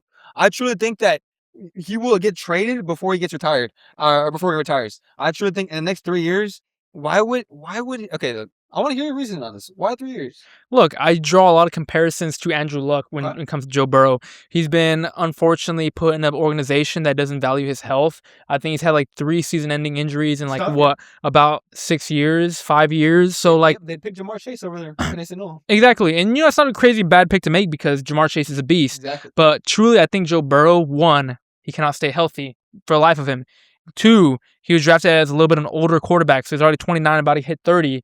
3, I think he already had his best season going to the Super Bowl. After that, if he gets traded to another team, I think Joe Burrow, truly, I compare him to Batman. Truly, I think Josh Allen's more of a Superman going out there making plays. Lamar, you can make him, maybe like the Flash, like superhero. When you're comparing to superheroes, Joe Burrow, laugh all you want, but like Joe Burrow is more like a Batman. He's just a guy. He's just a guy that has a lot of weapons, a lot of gadgets. You think about Jamar Chase, T. Higgins, his great head coach and Zach Taylor, Joe Mixon when he had him. Great head coach and Zach Taylor. Yeah, a really good offensive mind. I'm for sure saying that. I'm for sure saying that. But look, he with a system of having a great offense around him with great weapons. Batman's just a normal guy. Take all the weapons away from Batman, he's getting pummeled by Superman any day of the week. But Joe Burrow, suited up with Jamar Chase, T. Higgins, the best receiver cores, like during his time in the league, great running backs, great offensive-minded head coach. Running backs. Joe Mixon was a great running back. Are we truly saying this? Look. Chase Brown is a great running back. Not great, but a dang good one. Before that, he had Joe Mixon, though. Okay, look. But look, I'm not done with it, but there's a reason I'm trying to explain it. At the end of the day, I think Joe Burrow, his best days on the offensive end will be with the Bengals just because of the weapons they have, right? So they can't keep him healthy, so he can't stay on the Bengals. If he were to move from the Bengals, say, to the Raiders, to the Jets, they don't have the weapons, they don't have the infrastructure to keep him healthy, and then they get rid of all of his weapons as well. So I think either way, it's a lose-lose for him. He's cursed. He should have been drafted by the Patriots or a great organization, but I don't think he ever will be. So in my opinion, Joe Burrow's career won't last long, and he's going to end up being like Andrew Luck at the end of the day, in my opinion. Valid or invalid? Okay, look. I'm going to personally say invalid. Like obviously, yeah. I think that Joe Burrow would rather get traded than retire. I think that, yes. To where? Whoever. Anyone would appreciate him. He's one of the most accurate quarterbacks. Give him the Yins. Give him the Steelers. Give him literally with what weapons? Any team you can name. I don't care what weapons. Give him an O-line, a steady O-line, and he's going to handle that. The Yins don't have a steady O-line. I mean, they can't keep him upright. I mean, look. Of course. And then you run the risk of him getting injured, and then he's out for another couple of years. I mean, injuries on one thing. Couple games all the time. Yeah, and you know what? That's the reason why he wasn't a top 5 quarterback this year in the NFL, because he gets injured. The best ability is availability, and Joe Burrow is one of the most unavailable quarterbacks in the NFL, and he has been for the past 5 years. That's one thing to say, but we have right here a 32-14 win against the Ravens. Bengals destroyed the Ravens. We have 261 yards from Joe Burrow. When he plays. And we could, yes, exactly. When he plays. No, I mean, injuries happen. Injuries happen, brother. But there's Lamar not. Jackson gets injured too. And honestly, are we gonna say Lamar Jackson's gonna retire in 3 years because he gets injured? No. No. Are we gonna say Lamar Jackson, doesn't have weapons? Hell no. Look. He has Derrick Henry, the best rusher in our generation. In our current generation, he's the best rusher. But Joe Burrow doesn't have this. He has one of the best receivers in the league. Yes, I'm not gonna say exactly The best. best coaches. Hell no. Nah, The best receiver. Who would be the best? I think Jettis is the best. Yeah, right. He's gotten like 6 touchdowns in the past 2 years. JJ McCarthy. And he had Sam Darnold before. Yeah. Oh, Minshew. You're calling Sam Darnold Minshew, but you want to defend him. Yeah. Okay. 14-3, and he only had like what 5 receiving touchdowns. Whatever. It's a team game. Okay. And also, he had a great season. Unfortunately, they couldn't go past that because they lost to the Giants that playoff season. And honestly, okay, injuries happen, but we're gonna say Joe Burrow's gonna retire in 3 years, bro. That's a brain dead take in my opinion. No. And honestly, I can say right here, 32-14, Joe Burrow is shiestied up to Lamar Jackson, had a better game than him. And honestly, he threw no picks. And that's what I'm trying to get at. Lamar Jackson threw 1 interception against the Bengals' trash defense. Look. And that's where it gets at. That's what I'm trying to get at. Joe Burrow is a game manager. He's an accurate quarterback, and he's able to keep the ball away from the defense and score points, put points on the board. Lamar Jackson?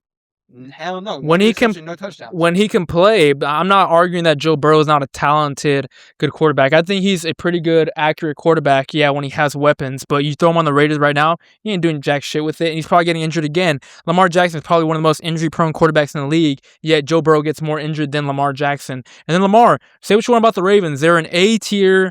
I mean, if you even wanted to, you can put them like a top B tier organization. They're a good organization that knows how to build. The Ravens. A tier, and if you want to hate on them, yeah, that's what I'm saying. Even then, top B tier, and that's you as a Steelers fan, as a hater. But Ravens are pretty much across the board A tier organization. The Bengals are like an E tier, F tier organization. They're trash. They're trash. They can't protect them. They can't protect him. They have a mid. Where else would he go? Why would he retire? Why not go to a team that actually provides? Who? The Steelers? Anyone? The Steelers haven't provided. The Steelers. Any other team. The Steelers haven't provided a good O-line to their quarterbacks in the past 5-6 years, and they've been trying damn hard. And you know about that. Say what you want. Say what you want. They provided a fair O-line this season. Obviously, they got smashed by the Texans. They went to the fourth quarter going 7-6, and they obviously let up because their offense can't stay on the field. But what can the Steelers? You look, Steelers are a top tier. They're an S tier organization. You talk about S tier, we've already talked about it. You talk about the Niners. You talk about the Steelers, the Packers. Packers already got their guy. I mean, I guess Niners could. But what do these guys with their cap situation, with the players they actually have right now, what can they give up to get a Joe Burrow? The teams that have the high draft picks, the cap to actually do it, are lower tier organizations, same as the Bengals. So at the end of the day, I don't think Joe Burrow has a bright future. He had his chance to win Super Bowl. He didn't do it. I don't think he's going to reach those heights ever again. And I just think at the end of the day, he's probably going to end up retiring in 3 years to value his health over anything else. And that's my take. I'm going to finish it on that. You say Invalid? I mean, if you have anything. I'm going to end it off as well. Invalid. If truly he pulls an Andrew Luck, that's his personal decision.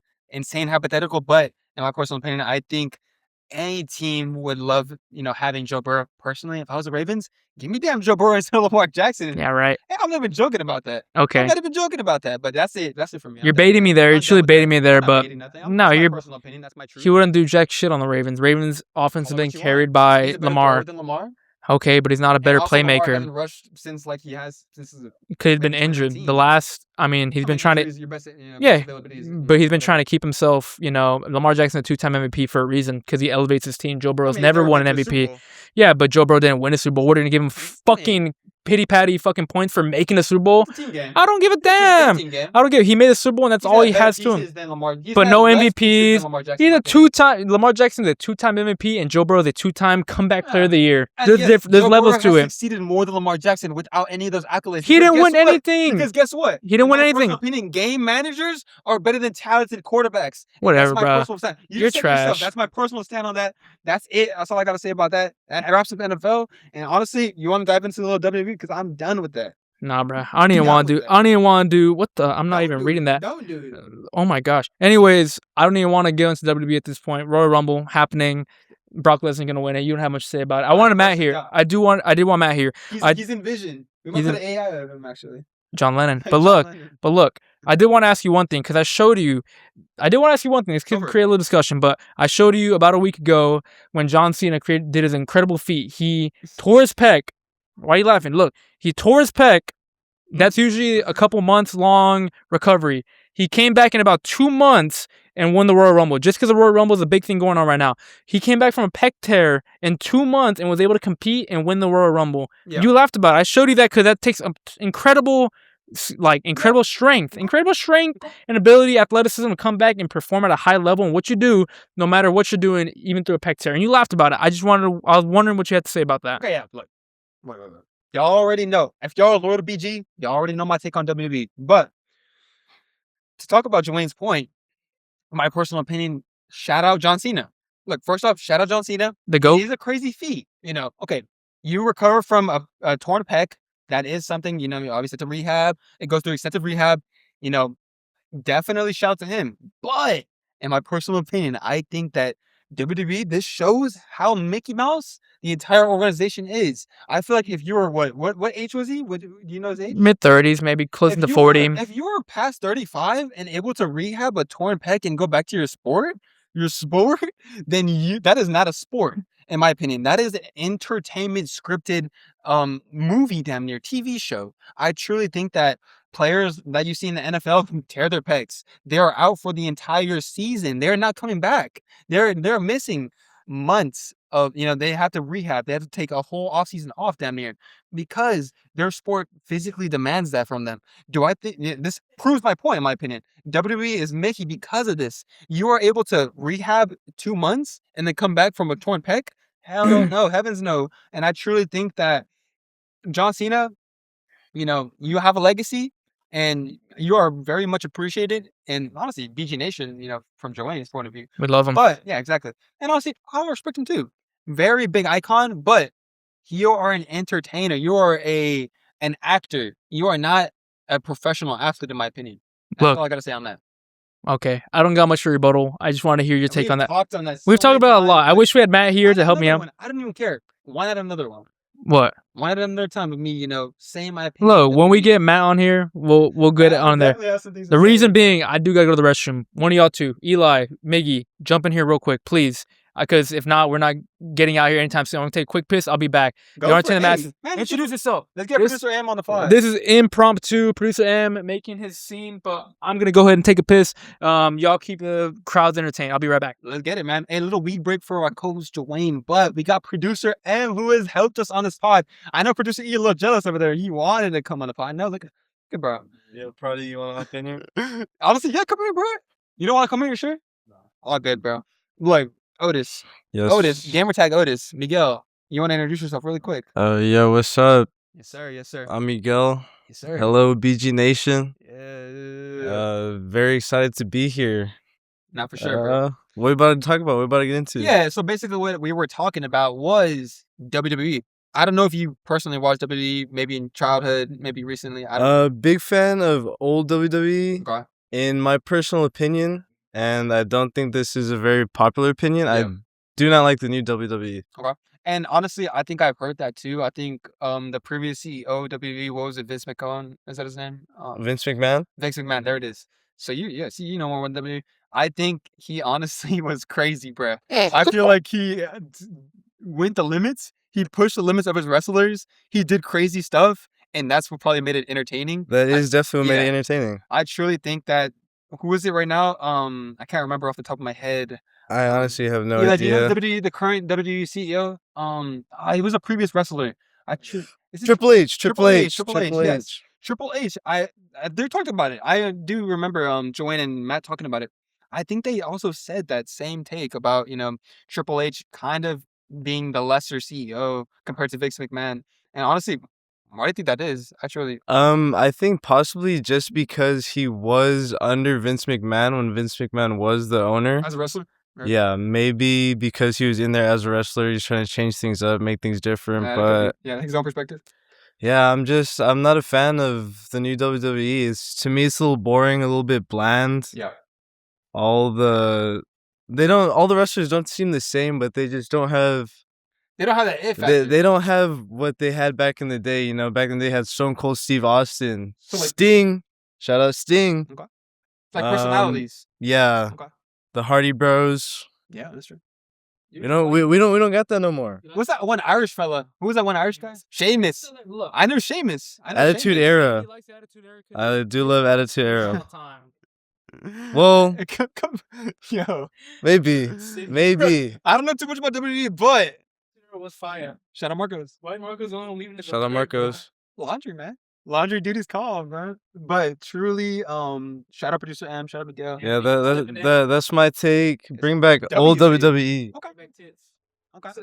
And honestly, I kind of agree with Miguel's take. I think that, maybe it's kind of gotten a little less entertaining because it's gotten farther from the script. I think back then they did crazy stuff. They did stuff that, Tits on the screen. no, not even that. Yeah, what was that? physicality. I'm talking about more true. The script was way better, I think. Bloodier. Yeah, exactly. More gore. Truly Boy slop. goy slop. But look, there's I a think lot. right now it's just fake. There was a lot more goy slop because now it's actually about production. I mean, being safe with fake, it, entertainment, creating great product that anyone can enjoy. Whereas in the back, entertainment. where in the back end days, it was just creating the most shock value you can do. Well, not even. I think these players, these. But you don't know wrestlers- nothing. I'm not gonna say I know anything, but I think that scripted game, a fake sport, and they're categorizing themselves as professional athletes is Mickey Mouse. That's Get all out I'm of here. gonna say. We've been doing that. All right. We talked about that. Low wee break, and we're gonna get out to the fan station so we can finish out Go for it. this long episode. Truly, and they're all from like 3 people at the end of the day. There's like 4 people that responded.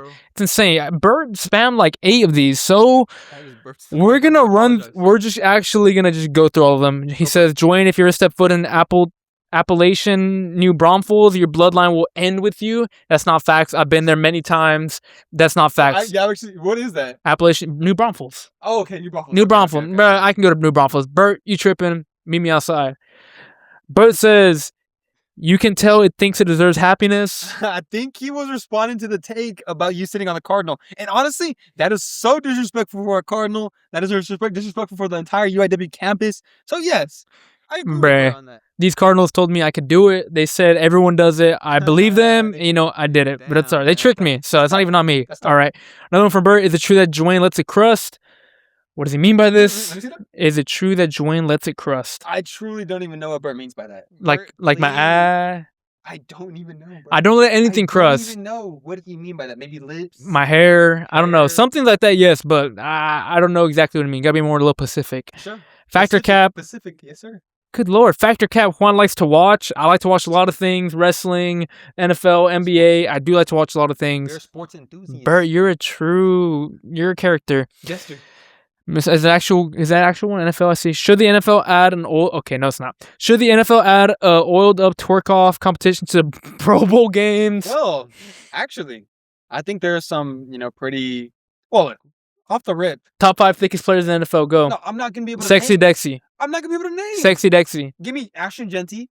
Yeah. Give me Saquon. Give- Sexy Dexy. Who else? Give Sexy me- Dexy. Who's that? Dexter Okay, Lawrence. I didn't know his nickname. I didn't Sexy know his Dexy nickname. Dance. Okay. Shout out, we got Brandon. Dexter Lawrence. Who else we got? We got who's that one? Amon Ra. He's got cake. Dang, bro, the fact that you got these on hand. No, you seen. I've not seen Amon Ra's cake. You've seen an Amon Ra celebration where he shakes. I He ain't goes like seen this. Amon Ra goes like this when he scores a touchdown. shaking the air. Yeah, I just did it right now. Shout out Coast. But real talk, I am not able to get that fifth one. But I truly think that They should. Well, if there's an audience for it, Would you be the target audience for this? I would look at it one time. If it was the NFL players twerking off in a twerk. Well, he says competition. oiled up though. That's different, bro. Oh, hey, Bert, you're pushing the limits with that. But Truly. I'm not No, saying he keeps pushing limits. He says you're pushing it. low key gonna be a boring Super Bowl. Seahawks by 50. I agree. Boring Super Bowl. Seahawks by 20 plus, in my opinion. Totally disagree. Give me a close defensive game and the Patriots to come out on top. Boring. This I don't even know. Can I say? When did Juan convert into a Jew? I'm not a Jew. And then after that, he says hashtag Netanyahu rule 34. I don't even know what that means. I don't know what that means. I don't know what that means. I actually don't know what that I means. do know who Netanyahu obviously I know that is. Hey, I Bibi? didn't even know that you were possibly. I'm not Jewish. I'm not Okay, Jewish. I okay. mean, I didn't know won't that. disclose that. Bert, if you are of Jewish descent, shout out Bert. We respect all religions. What is that? Netanyahu rule 34. Okay, I can Google it. We can keep going. Read the next I one. don't know what that means. You have Joris. That's your boy. Where's Joris at? My boy right here, Joris, who also lives in Joris Hub. Crazy, right? Owns it. Joris said, "What do you guys think about Quentin Post? Is he able to contribute to a ring-winning Golden State?" More Quinn Post. Rule 34. Post hates Quentin Post. He hates Golden State talk right now, but I do not like Quentin Post. Look, one thing about Quentin Post is he is always getting dunked on. We had talked about it. What's up? Let's get Ray's thoughts on that real quick. On what? Well, Rule 34. What is it? A porn site? Bruh, no way. That's what I'm looking at. What is the rule? Totally. No, I'm not complete on it. It says Rule 34 means if it exists, there's a porn of it. No exceptions. Then y'all get the. What? Look, You're brother, tripping, look, bruh. Off the rip, look, off the rip. Bert, you're comments, tripping, Bert. How did you figure out about this? Look, Truly. Oh, I wish the Wish camera you could could show see it, that bruh. picture, Bert. But honestly, I appreciate you dropping stuff in here. But Come on, getting back man. to 34, bro. Come on, Rule bruh. 34. Look, real Fuck. talk. Let me get back to Jonas. I think Quentin Post is trash because he always getting dunked on. He's not a defensive anchor. That's what the Warriors need right now. I think what the Warriors need is a Giannis type of player. We have talked about it. Is he able to contribute to a ring of winning Golden State for Golden State? No.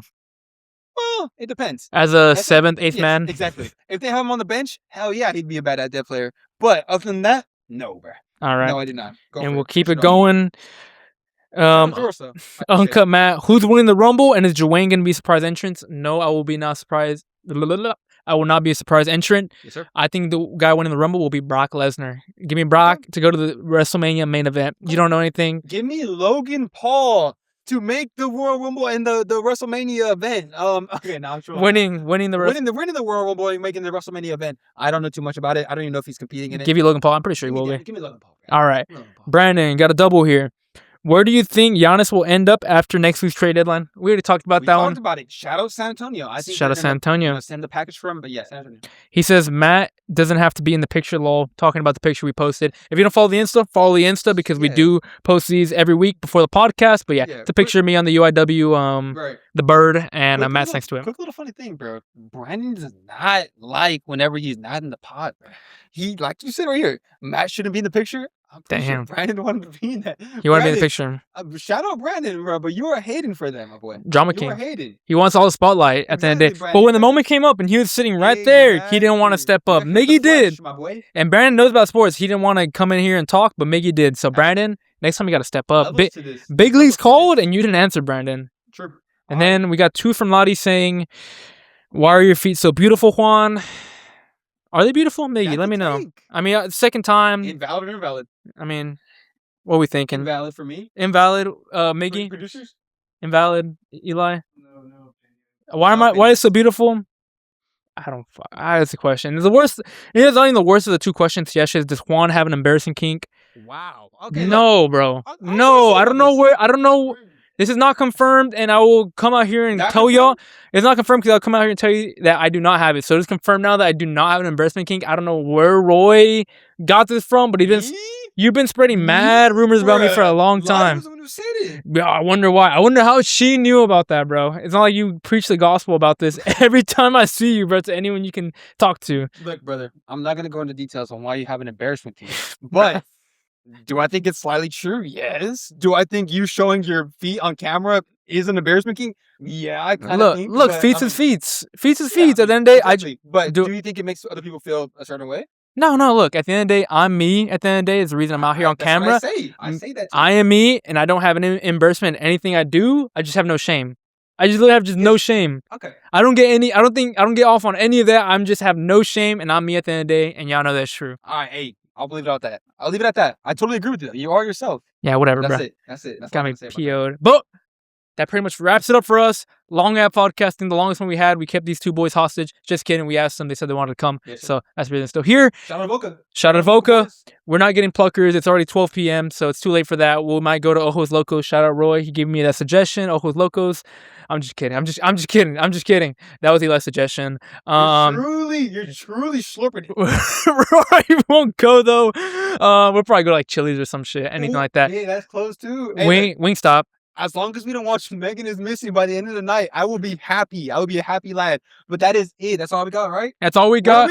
Word of the week. What do you want to say? Any word of the weeks? Want to make it 2 thing. Brokeback Mountain. Brokeback Mountain. Ooh. Brokeback Mountain. Wait, what was the one I had though? Damn, I'm forgetting now. Oh, I'm forgetting, bro. Brokeback Mountain is the one. Sure, Brokeback Mountain. Truly, if y'all haven't seen that, it is pure art. And Give it a honestly, look. Yeah, that's it. That's all I got. But yeah, that's all we got. Happy 100 Shut up. subs. Yes, sir. Subscribe if you haven't already. Leave a like. That's it. Yes, See ya. sir. See ya.